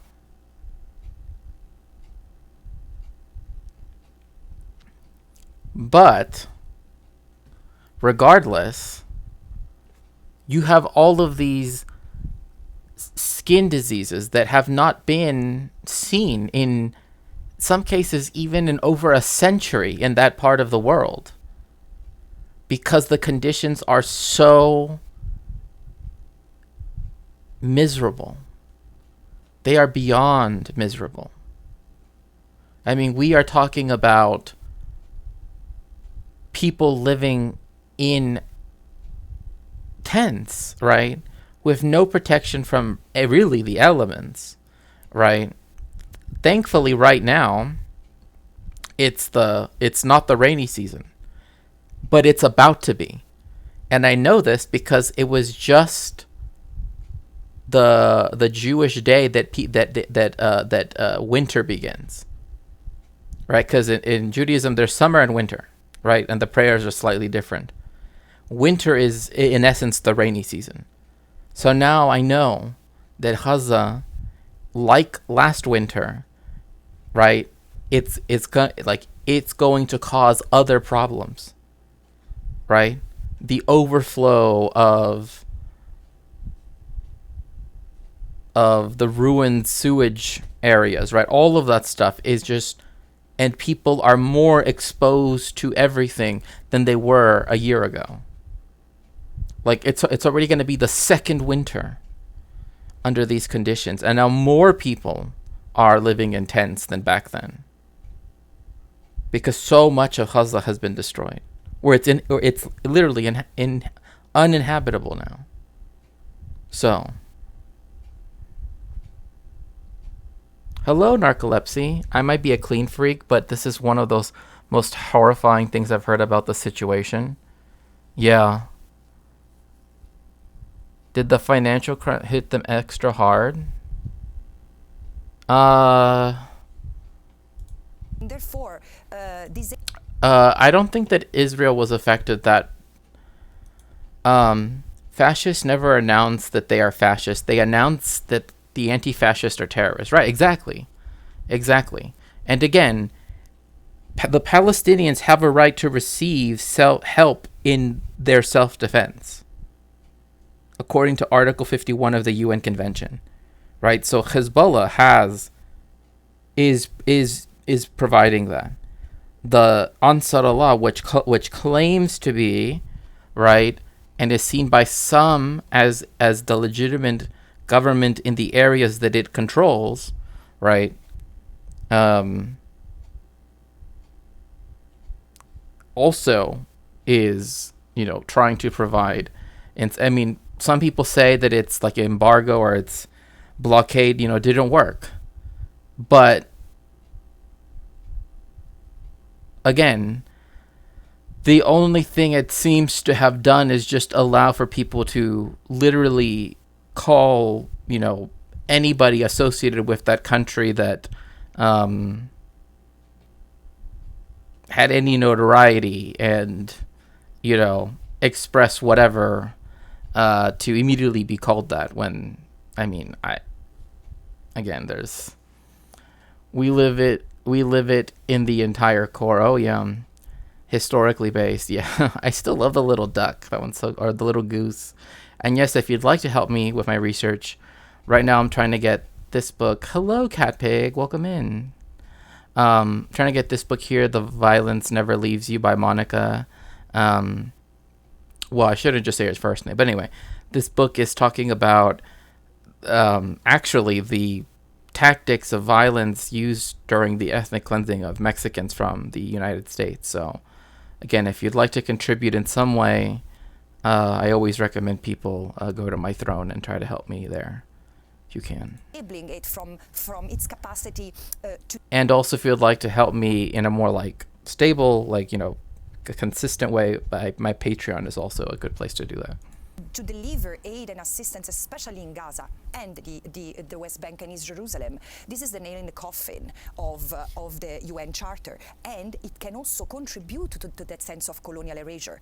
Because here, it's not just at stake the function of a UN body, and UNRWA is a subsidiary body of the General Assembly, so it's even more serious. But there is the capacity of UNRWA to deliver humanitarian aid in a desperate situation, and also the fact that UNRWA is seen by Israel as the symbol of Palestinian identity, especially the Palestinian refugees. So there is an attempt to erase Palestinianness, including by hitting UNRWA. I want to ask you about your trip. And not only that, but remember that UNRWA also makes sure that the Palestinians that are in refugee camps outside of, right, the West Bank and Gaza, that they are registered, that they, that we know that, every child that's born is registered, that they all have, all of that stuff. So again, the attacks that they've already done to the archives of Gaza, right, to the universities of Gaza, all of this other stuff is now to attack the offices of UNRWA, right, which now they can do in their minds, which they, would also destroy a lot of those records as well. So again, it's the destruction of the history, like that is what's very important to remember. It's like, not only is it the people themselves, but also the fact that those people even existed in the first place, right? That's what's so terrifying as well, is that it embodies something which Judith Butler actually talks about. Oh my goodness gracious. Oh, thank you so much, October. Wow, 15 months. It's so good to see you. And perfect, just in time to see the little bats and everything. Just wait until you see my next screen when I go back to chatting. It's a Sanrio screen. Erase any and all traces of them. Exactly. Good of you. Yeah, so cute. Yes. I decided to try it out. The people, the building, the history, I wouldn't be surprised if... Well, the settlers in the West Bank are burning the olive trees. That is true. Like, in fact, the JNF, the Jewish National Fund, is known for trying to Europeanize Israel by getting rid of olive trees, some of which are like 1,000 years old, and then they will say like, oh, we're trying to, we're ecological and blah blah blah, and then they literally will put pine, like Northern European pine and cypress trees. And in a weird way, it's like, because they try to make it look like Europe, that actually is what makes Palestine now have wildfires all of the time. Because those trees aren't native. They're literally invasive species. Same thing with sabra.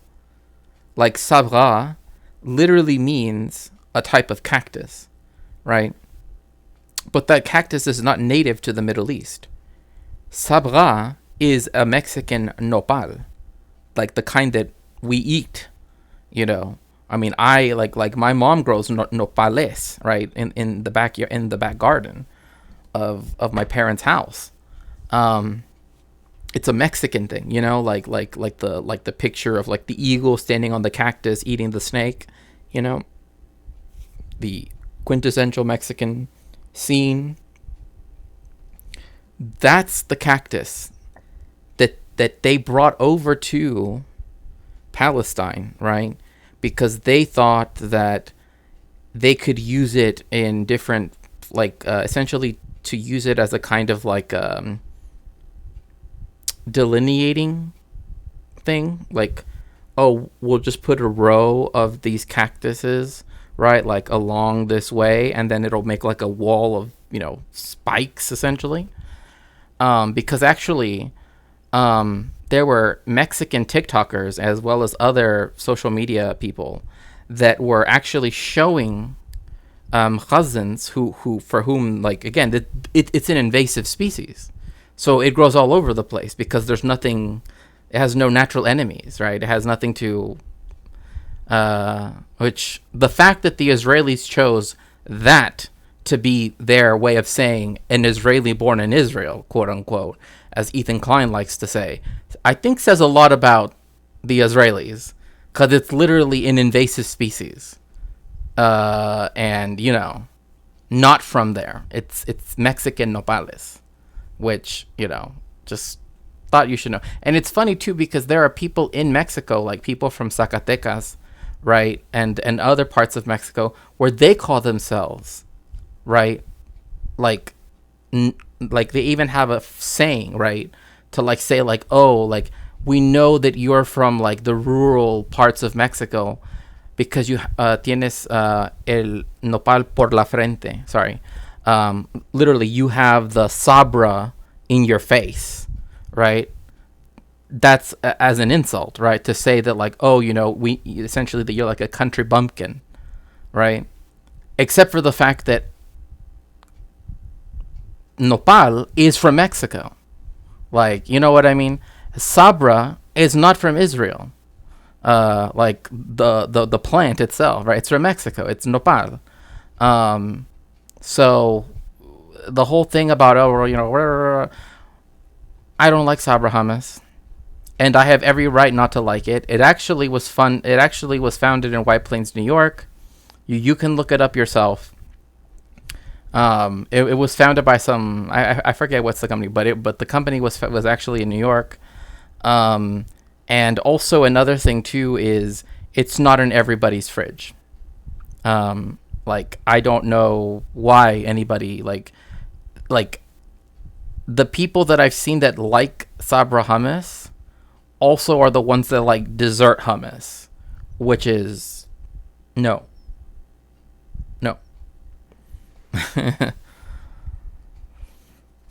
Already did, but olive trees in Europe too. Yeah, they are. But the reason why they want to get rid of here, I'll switch it over right now. The reason why you don't have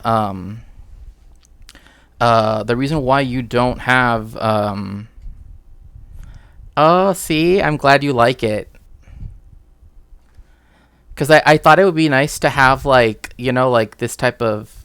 Thank you. It's kind of crappy. Yeah, it's really bad. It's really bad. Yes, they do. And they also feed the IDF, and they do that. I'm all for Sabra slander, but don't come for my dessert hummus. No. I'm saying, like, okay, look. There are some people that I legit have seen make, like, you can look at the YouTube videos, and even there, the people are like, what are you doing? Because they literally put, like, Oreo cookies, like, with tahini. You know what I mean? Like, that's a little bit, you know what I mean? Like, that's what I'm talking about.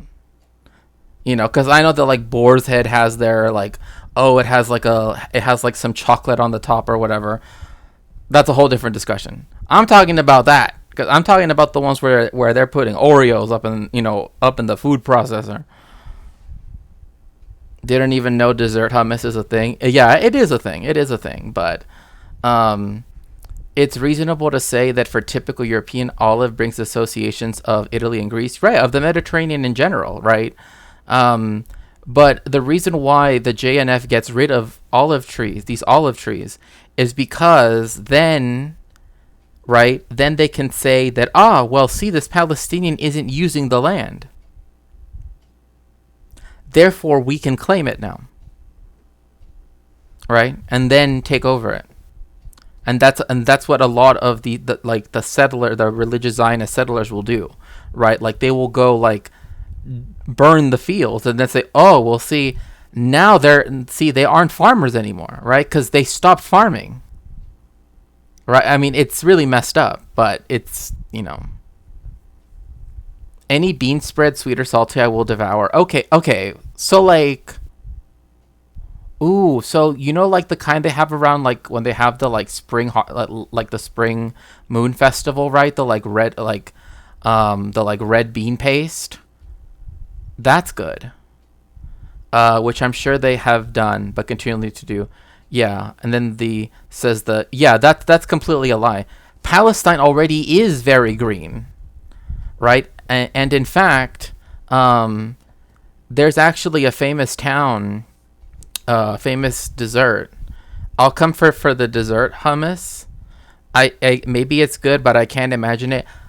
Again, if people want to have this discussion in Discord, I'm more than happy to, just don't bring out the, fisticuffs.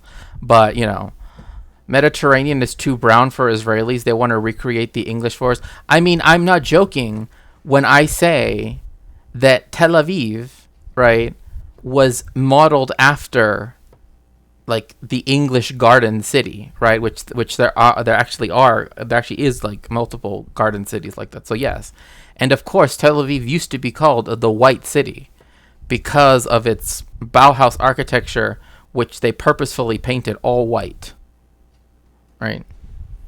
My first exposure to hummus is Sabra hummus, since it's all they have where I'm at. But homemade hummus is better. Yeah. Yes, and please, sadly, yeah. The White City, yeah. That is literally what it used to be called, the White City. Good point. The things written in respectable media about European, Mediterranean, mostly Italy, Greece, are just nauseating. Oh my gosh. I know what you mean, because the way how America thinks about like Italy and Greece is nothing at all like what Italy and Greece are like. You know what I mean? It's like just I don't know what country you're describing, but you've obviously never been there. Like, I don't know. It really sucks to see things otherwise, like Bauhaus being used as yeah, like I like Bauhaus architecture, right? But you know what's really interesting though is that the Israelis use it for to hype up their state in the beginning, right? But now, like they've completely let it rot away. So it's and now it's other stuff, right? Now there's just like everything looks like a strip mall now. It's gotten less bad since the Euro crisis was abated, right? Let's see here. Yeah, like I've never really I'm not a fan of like chocolate. Like, well, one, I don't like sweet things in general. Like, it doesn't mean I won't ever eat desserts. It just means that like I usually save like I have very specific things that I like and that I will eat those, right? Like, for example, I don't know if people have ever heard of halo halo. It's like a Filipino dessert, but it's really good. And it's like, I will have halo halo, but I'm not going to have like, like some, like candied onions or something. I don't know. Here, as we begin to wrap up, the U.S. ambassador to the United Nations, Linda Thomas-Greenfield, tweeted on Tuesday, as UN Special Rapporteur Albanese visits New York, I want to reiterate the U.S. belief she's unfit for her role. The United Nations should not tolerate anti-Semitism from a UN-affiliated official hired to promote human rights. So this is the ambassador of the United States to the UN. I think, to me, this is very unprofessional. And this is not the U.S. belief. I don't believe this. Nor do I think anybody else that lives in the United States in my chat believe this. But, of course, she's, Ambassador Linda Thomas-Greenfield knows what we actually think, right? Francesca Albanese is an expert in international law. Like, this is something that, like, literally, again, I've said before, if you would like to study like this stuff from like the international relations or diplomacy, or even like directly like the legal side of things, I would like, literally, she works at Georgetown University. Like, that's where she's an academic there, and she is known for her publications. And she is known for her scholarship. It's very good. So for them to come out and say this, and worse, to call it anti-Semitism, when the 321 citations on there showcase that all of the evidence that she has is literally based on what the court has shown and also what Israel itself has said, including specific people, like the Prime Minister, like Yoav Gallant, the Defense Minister, like the Minister for essentially the colonies, right, of the West Bank, Bezalel Smotrich, etc., etc. Like, she is direct quoting them. So for them to call it anti is just unbelievably disgusting. You can further address their charge of anti-Semitism against you and talk about what happened. You were supposed to come to Congress and speak and brief them, but that Right. Albanese is not, I mean, she makes a whole point of like making sure to say that like not even discussing the idea of Israel as a Jewish state, which I think actually to me saying that it is one kind of actually sounds like anti-Semitism, but I don't know, that's just my opinion. Like Zionists wanting to grant this the idea of the nation state a Jewish character is weird. I'll just put it like that. I will at least say it's weird. It's weird in a way that I kind of can't just let go. Oops, sorry. was canceled this week. Yes, it was cancelled, but let me. First of all, I'm very embarrassed to read this because a senior U.S. official who writes this, I mean, it shows a little bit of desperation. I'm sorry, but this, I'm very candid. And let me unpack my anti-Semitism for the audience. So, what I've been accused, the reason why I've been accused of anti-Semitism is because I've allegedly compared the Jews to the Nazis. Never done. What I've said, what I've done is saying, and I keep on saying, that history is repeating itself. I've never done such a comparison. Where I draw the parallel is on the behavior of member states who have the legal and moral obligation to prevent atrocities, including an unfolding genocide. In the past, they have done nothing until the end of the Second World War to prevent the genocide of the Jews and the Roma and Sinti. And they've done nothing to prevent the genocide of the Bosnians. And they've done nothing to prevent the genocide of the Rwandans, and they're doing the same today. This is where I insist. And now... See? Like, this is literally... Hello, Dr. Roboculus. Off topics. Have I voted? And yes, I have. Nobody deserves an ethno-state. Well, I mean, like the idea of the nation state, right? Like in the 19th century Romantic tradition, has literally been the cause of some of the worst acts of anti-Semitism against the Jewish people, pogroms, right? And even in its most radical instantiation, you have the Holocaust, right? Where you have the Volksgemeinschaft and all of these things that come out of the revisionist history of the 19th century, right? Where it tries to create a pure history going back to ancient times or medieval times or whatever it might be. That is not the case. Literally, this is literally like going into like my area of expertise. Like all of the stuff that you hear from all of the all of the modern nation states where they say, oh, we have this like this unbroken chain of connection back to no, you don't. You barely have a chain of connection to 4 generations ago. There's no way that you have a chain going back 1,000 years. And that's just a fact. I mean, literally, Benedict Anderson goes into this in his book, and he doesn't even center Europe when he does that. He actually focuses on Latin America and shows how we were forced in a way by removing the Spaniards, right? The white, the American-born Europeans, right, had to create a whole national identity where they could now include themselves in without being Spanish, right? So that's where you get these weird like almost pseudo histories about the Aztecs and about the blah blah blah, right? As a way to sort of mask the lacunae that are actually left by romanticist nationalisms, right? And you see that in Germany, right, where it's like suddenly you have things like Faust, right? Things that occurred in the Middle Ages being seen as if you could actually like connect Faust or Die Meistersinger von Nürnberg to now.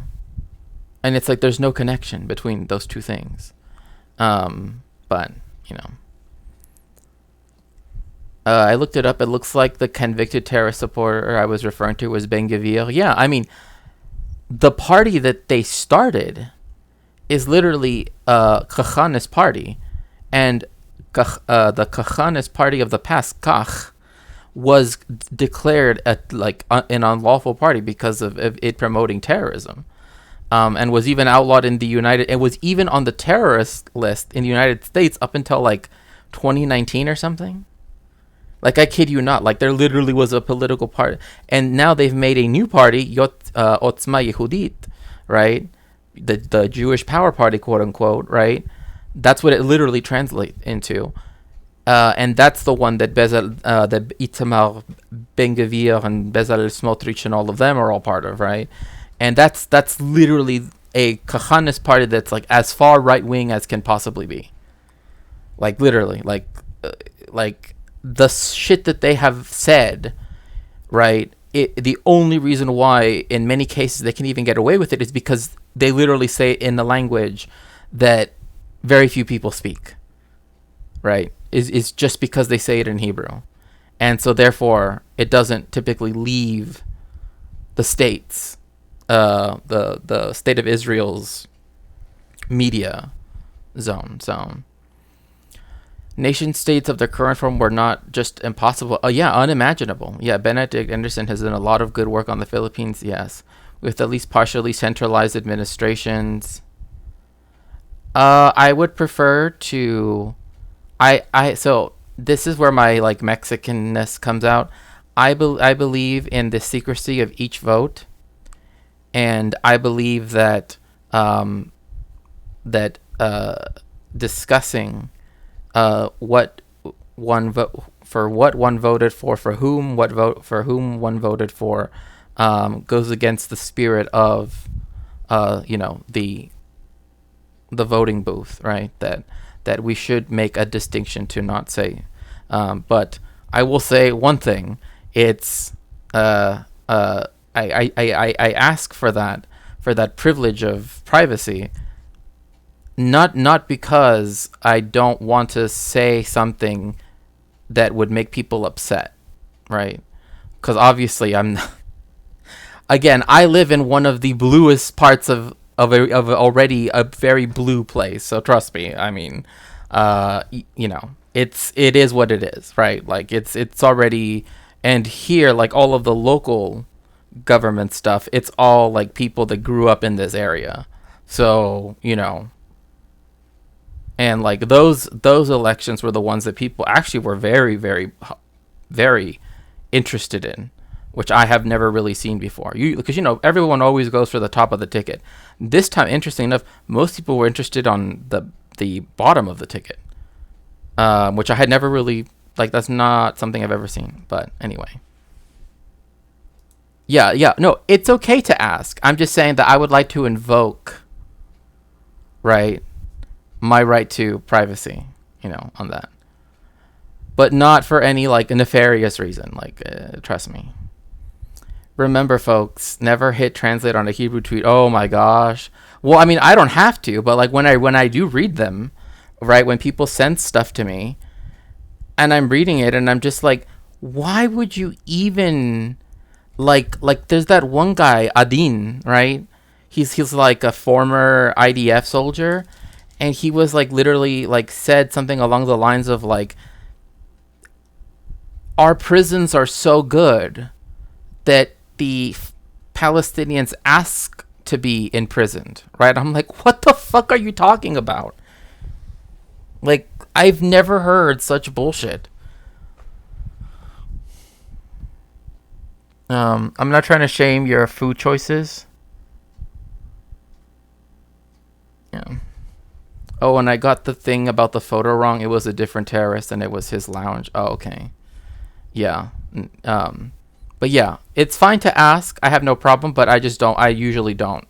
And compared to when there was the Holocaust, now we have a human rights framework that should prevent this. The Genocide Convention should prevent this. So this is one of the points. The second point, because which... See, this is also like again, when people ask me the question, doesn't all of this prove that like all international law is for nothing?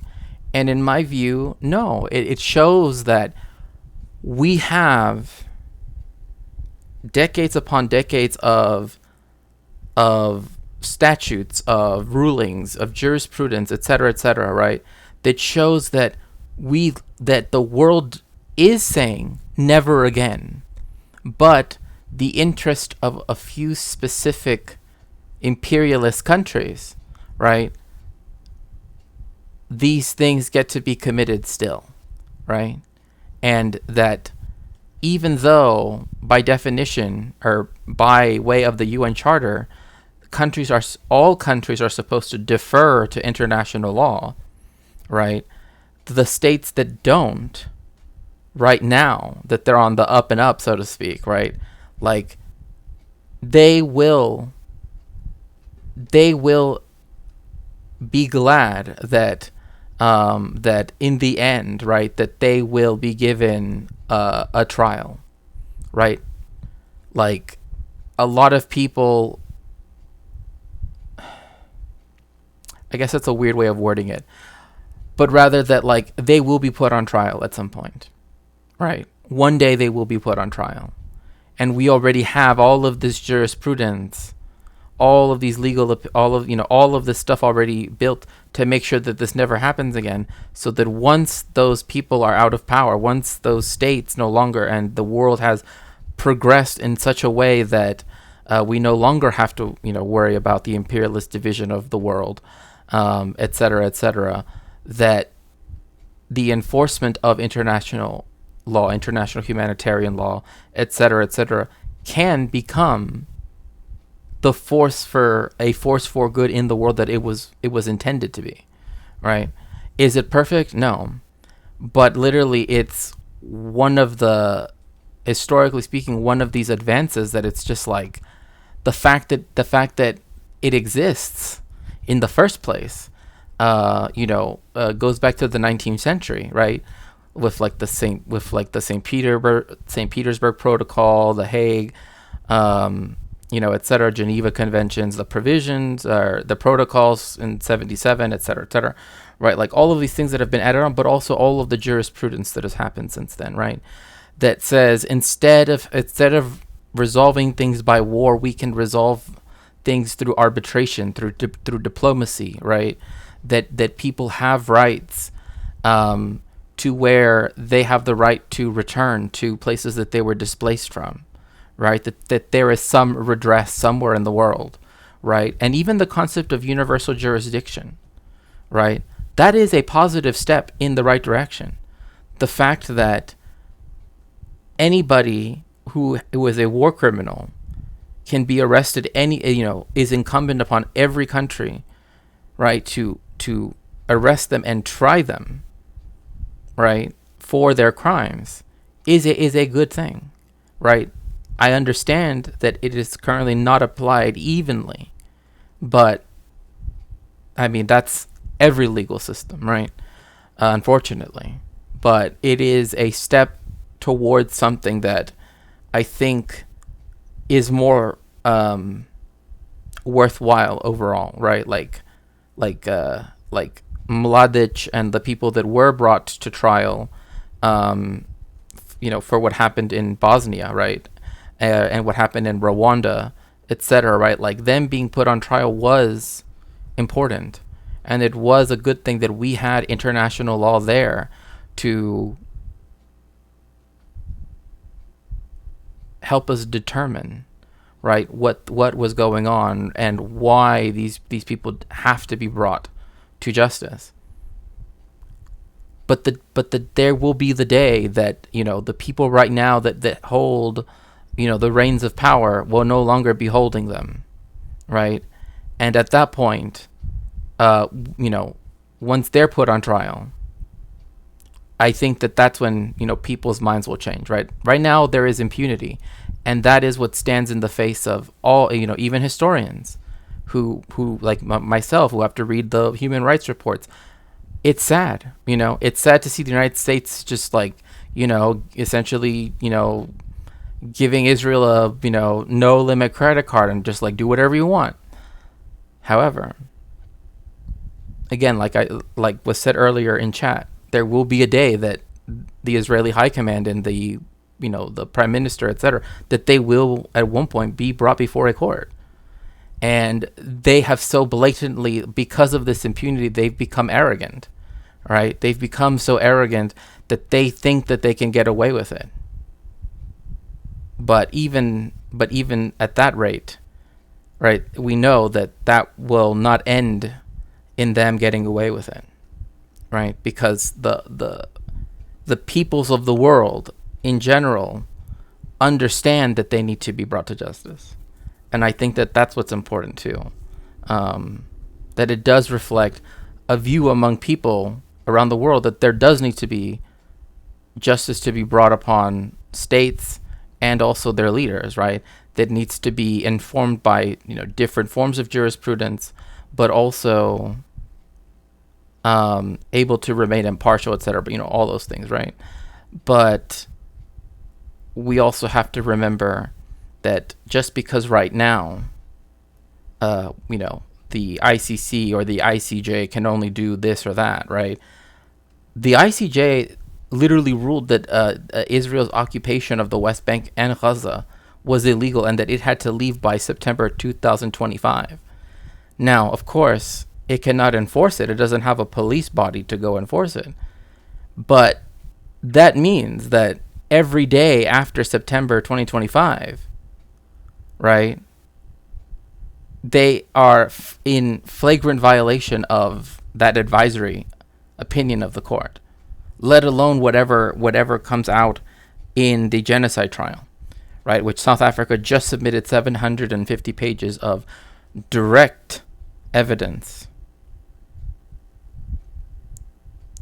to which now the court is going to look it over, and Israel essentially has a year, or no, not a year, or is it a year? Something like that, or I think it has, something like a year to respond in kind. But point being that even using the very limited recourse that we do have, it's it's a good thing that South Africa brought Israel to the International Court of Justice for a genocide trial, right? Because now all of that stuff that was said, that was done when they thought they could literally get away with it, even now, right? Now they have 750 more pages because they still think we're going to get away with it, right? All of that will at some point be important for us down the line. So I understand people's, response to that being, but there's no, but again, like I said, the ideals and the rules and the rights and privileges that are enshrined within all of these international documents and treaties are literally the things that are worth upholding, right? Like the distinction between civilians and combatants, right? The same thing where it says, you cannot attack, religious sites, you cannot, right? The more Israel racks up all of these things, the less that it can claim that it's, that it's doing it for self-defense, which, that's already out the window. But same thing with everything else, right? There is no way that they can claim that what they're doing in Gaza is for any of the things, right? Like, Israel cannot actually defend itself. It actually cannot, factually speaking. The only thing it can do legally under a trial is fuck off from Gaza. Like, literally stop the occupation, destroy the wall, and leave. That is its only legal recourse. So the more that it does that, the more it will be the case that later on, right, maybe not in the next year, but maybe in several years, there will be judgments brought down that will have a lasting effect. Unfortunately, I wish that I could give people a better answer. Like, trust me, I wish that I could help deliver the justice that is needed right now. Truly, I do. I wish that I could. Because I know in my work, in history, working with history, that very just like Francesca said, right? Nobody did anything. Well, actually, Georges Bensoussan wrote, nobody came to rescue the Jews from the concentration camps. The Red Army, as much praise as they're given by leftists in some level for liberating quote unquote Auschwitz, he is right in that no one fought to liberate the Jewish people. The only reason why Auschwitz was quote unquote liberated was because of all of the materiel that was there, because of all of the SS people that were there, etc., right? All, because you had all of these with all of these people, right? So you had all of this stuff that the Russians could then use after the fact. But they didn't go there because they were trying to save Jewish people. And that's actually where it's that's why when Francesca says nobody up until the end try to do anything to save the Jewish and the Roma and the Sinti, she's right.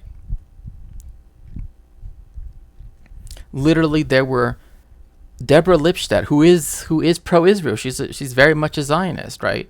But two-state solution. But still, wrote a book that's called Beyond Belief, that's literally documenting how from 1933. You already had press from deep inside the United States, Cincinnati, Chicago, talking about what was going on in Germany and in the East, and like the discrimination that was happening. Well, obviously not in the East until 1939, but the point being that like the discrimination and all of the stuff that was happening in Germany, in the et cetera, and that people would read it, but it would always be on page 17, right? It was never a headline. And that, like, people knew what was going on, right? People knew what was going on. The extermination of peoples did not begin after Wannsee, because that was only the final solution. It wasn't the first, the second, the third, the fourth, the fifth, every other solution, right? And that's another thing to keep in mind, right? The only difference, and in fact, another important point I want to make here is there were people that followed international law and came to the aid of the Palestinians. However, they are reviled by the State of Israel and its imperialist backer, the United States, because it was Hezbollah, right, that on October 8th started firing at Israeli military installations, right? And then also the Yemen. They actually did try to do something. They actually were following international law on a higher level than Israel ever has. Like, literally, Hezbollah has only ever fought wars in a defensive way against the IDF. And literally in its decision to help defend, right, to help in the self-defense of Gaza, of the Palestinians, it fired only at military targets, right? Obviously, not every time it's going to be perfect, but still, they would aim at bases, at sonar equipment, blah, blah, blah, all of that stuff. They were more discriminate than Israel has ever been. And yet, Hezbollah are the ones being called terrorists. Like, think about that. Like, there were countries that did actually live up to their required duties under international law. Another one would be South Africa. And every country since then that has added on to the case, right? The latest country was Bolivia. It's showing that facade that you cannot go against U.S. imperialist interest when it comes to its vassal state in the Middle East is becoming untenable for them to upkeep any longer. because it's doing something so heinous, so atrocious, that other countries of the global south, even its neighbor that's a global southern country, Mexico, has already also signed to intervene on South Africa's behalf to on the side of the Palestinians. I mean, that is unique. I mean, this is something that shows that that, you know, within the bounds of international law, you do have states that are doing this. You do have this. Nobody's doing that for the Israeli side. The only countries that have ever sided with Israel in this case are three: Germany, which provides 30% of arms exports to Israel, and the United States, which essentially provides us the rest, and then the UK, which provides like whatever little minor percentage they have left over. Literally, those are the three countries that are defending the state of Israel. Just those three. Yet every other country, including the Kingdom of Spain, right, in Europe, right, so even EU members are signing to intervene on the side of South Africa. Like, this would not have been possible. Like, honestly, if you would have told me before that the International Court of Justice would have ruled in favor of the Palestinians and said that the occupation of the occupied Palestinian territories was illegal, and given the state of Israel a specific time to withdraw and actually call it colonies, not settlements, colonies. I wouldn't have thought that a few years ago. I thought there is no way that the court would have voted in a vast majority saying also that the Palestinians have a right to armed resistance. I wouldn't have imagined that would have been a decision in an advisory opinion by the court. Because the last one they did was on the wall, right? The safety barrier, quote unquote. Right? So, you know, same thing with the ICC. I mean, the fact that warrants were at least asked for, right? There was no way I ever thought Karim Khan was ever going to actually do it, because it seemed to me that he was going to, like, you know, finish his term and just leave it like that, you know, like, oh, someone else can take care of it. But again, we're still waiting for the pre-trial chamber to hand them down, but still, like, we are seeing changes, but even if they seem very minuscule, they add up over time. And again, there will be a time when the perpetrators will be held responsible, and all of the evidence that they left behind, because they thought that they could get away with it, will haunt them forever. I mean, it's haunting the victims now. And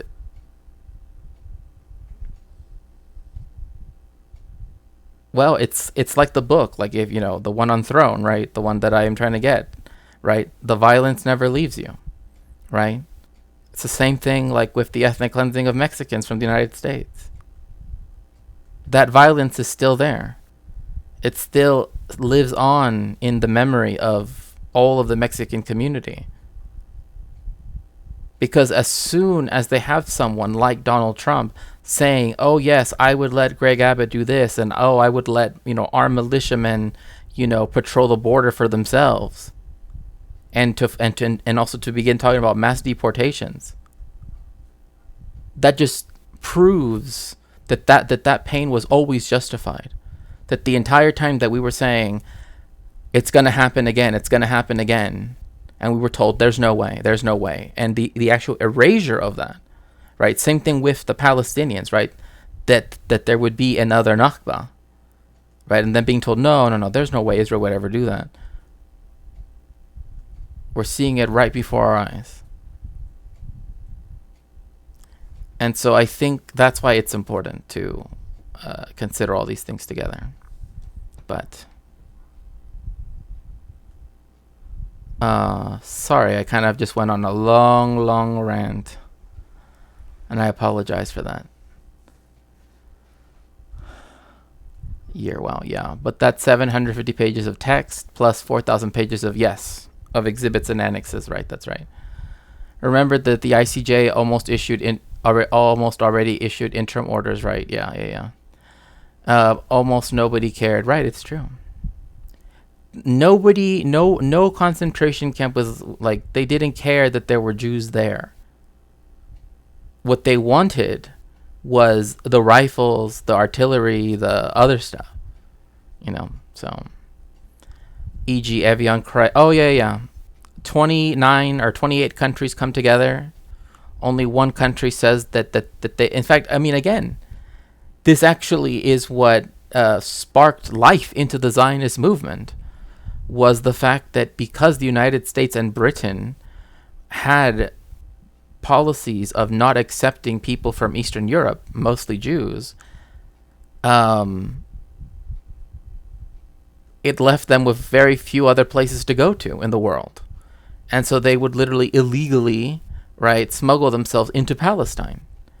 Thus, creating a situation where the population was, because the British didn't want more Jewish people on their soil, neither the Americans, right? Like, even EU, only reason Hezbollah even exists is because of another illegal Israeli war, right? Exactly, in 1982, and then became even more important in 2006. And this is not to condone what they do, because any single time that I talk about, like when I like my post on Rashid al-Haddad, al-Haddad, I have to put the disclaimer: I don't support any, whatever, blah blah blah. I'm not saying that I like what they do. I'm not saying that I think they should be none of that stuff. Anything that you want to infer from what I said, no. I'm just saying that in the context we're talking about, they adhered more to international law than the state of Israel did. And they invoked the right to help defend the Palestinians, which is their right under Article 51 of the UN Charter. That's all I was saying. Obviously, now more than ever, since 1994, we're quite dependent on the U.S. Oh, yeah, for sure. When it comes to weapons shipments, Germany's usually in the mix. Then we complain when the victims of our exports come and want to clean our toilets and deliver our Amazon packages. Well, I mean, even besides that, I mean, it's like, one thing I always want to kind of stress is, don't do what, what's her name? Kelly Osbourne did, right? Where she was like, where her response to Donald Trump was like, who's going to clean your toilet then? Right? That I mean, I understand what you're saying, but that it quite isn't the response that I think people want to give, right? Because then it actually demeans the immigrants themselves, right? Because you're saying, oh yes, they do this. Even if they do that, right? We don't want to essentialize. And I'm not saying you are doing that, Cat Pig.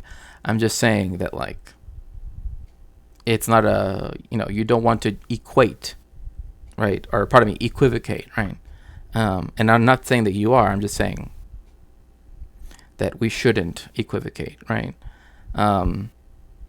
Because, like, people will ask me, like, oh, do I do field work? And I'm like, I live in LA. Where are these fields to work in?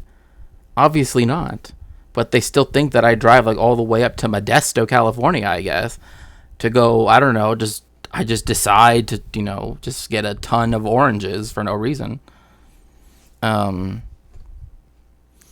course, refugees are way overqualified. Oh yeah, no, exactly. And that's what I'm saying. Like, I'm not saying you were being dismissive of any immigrants or refugees. I'm just saying in general, that, like, we don't want to equate, right, refugees and everything with being, just those jobs. Because, again, like you say, I mean, I've met people that, are undocumented, and in Mexico they were doctors, like physicians, And here they, have to work literally whatever job they can get. And I'm like, it's... My Syrian German garden neighbors are literally doctors and engineers. Yeah. Hi, powerful finger. Welcome in.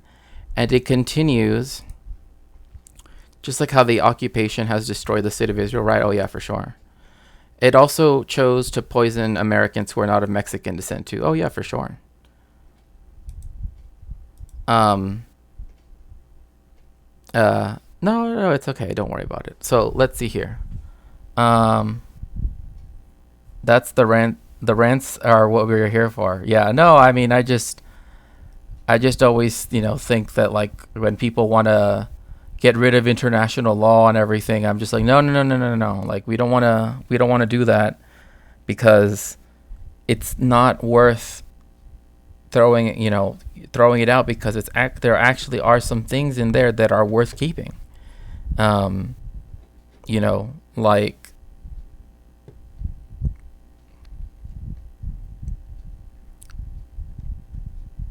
so wasn't World War II basically all the Allies waiting to be attacked before doing? My dad had a classmate who went to the U.S. with his wife, and they had to study again because their doctor's degree were not accepted. Yeah, no, that's true. America is very strange when it comes to people from other countries, especially global southern countries, or countries that kind of like skirt that divide, right? Like the former Yugoslavia, right? And essentially say, oh, well, we can't really trust that that's like a legitimate or thing like that to, equivalent to the United States. Because again, you have a physician, but because the schooling in the United States is different, a lot of times they will say, well, you would have to do this like examination, which you have to take classes for, to essentially get relicensed, but they're really expensive, right? And if you're undocumented, you can't really do that, right? Because you have to give them like your social security number and blah blah blah, and, so it's. I think one of them is now a psychologist. Oh, nice. My cousin is specializing in Germany and working as a radiologist. Oh, that's cool. That's really good. And the boycotts, yeah. Thank you so much, Sasha. Yes, it was made for me by Hellfire, who very thankfully made me this little avatar, so that way when I want to stream and not necessarily be on screen, I can always have my little Wiggler avatar, which it will be a Twitch emote very soon. I'm just waiting for it to be cleared as an emote. Time and history always find ways of repeating itself, yet people don't pay attention. Oh yeah, exactly, Metal. Yes, her, ill. Wait, what? Oh, yeah, Kelly. Yeah, Kelly, yeah. Well, with stuff like medicine, obviously some retraining is needed to different standard procedures. Yeah. I think the ballpark figure should be maybe... No, this would have essentially been like over 2 years. Very cute, wiggly chibi shacks. Exactly. Oh, that reminds me. Before...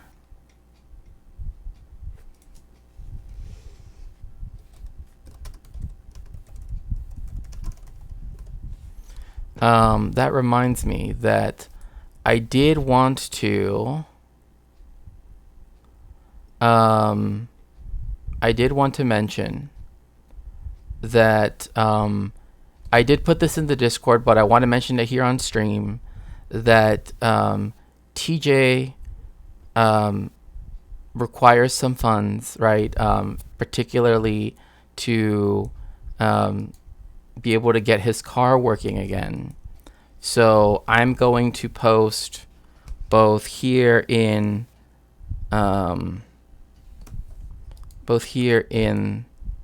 the chats, so that way you can be able to donate if you would like to. If you can, please do. I highly encourage it.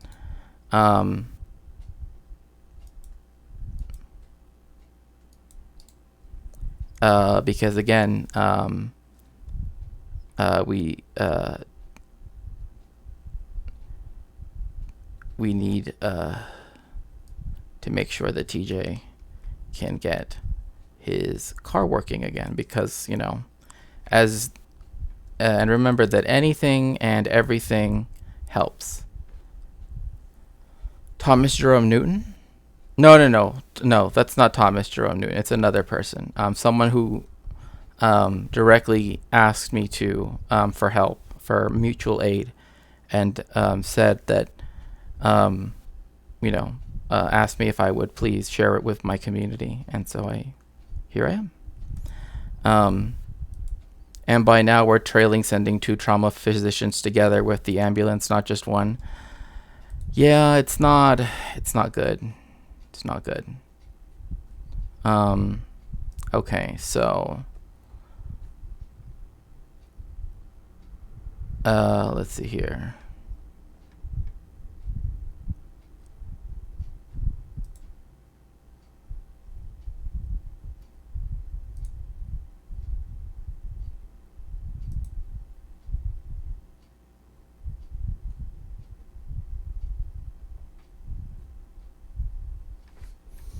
Ooh, okay. So because we're supposed to have a movie night tonight, our community night, I am going to, make sure. Did you see the clip where a Mexican Muslim girl was harassed by a German tourist? No, I have not seen that. You can, if you have a link, I would, you could put in the Discord.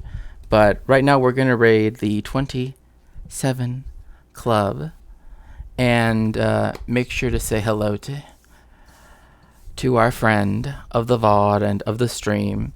They will be talking about, he will be talking about politics stuff, of course.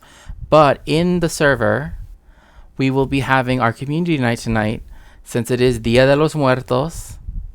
And so make sure that if you want to go watch a movie, that you go there. So I will see you all very soon in Discord. Bye, everyone.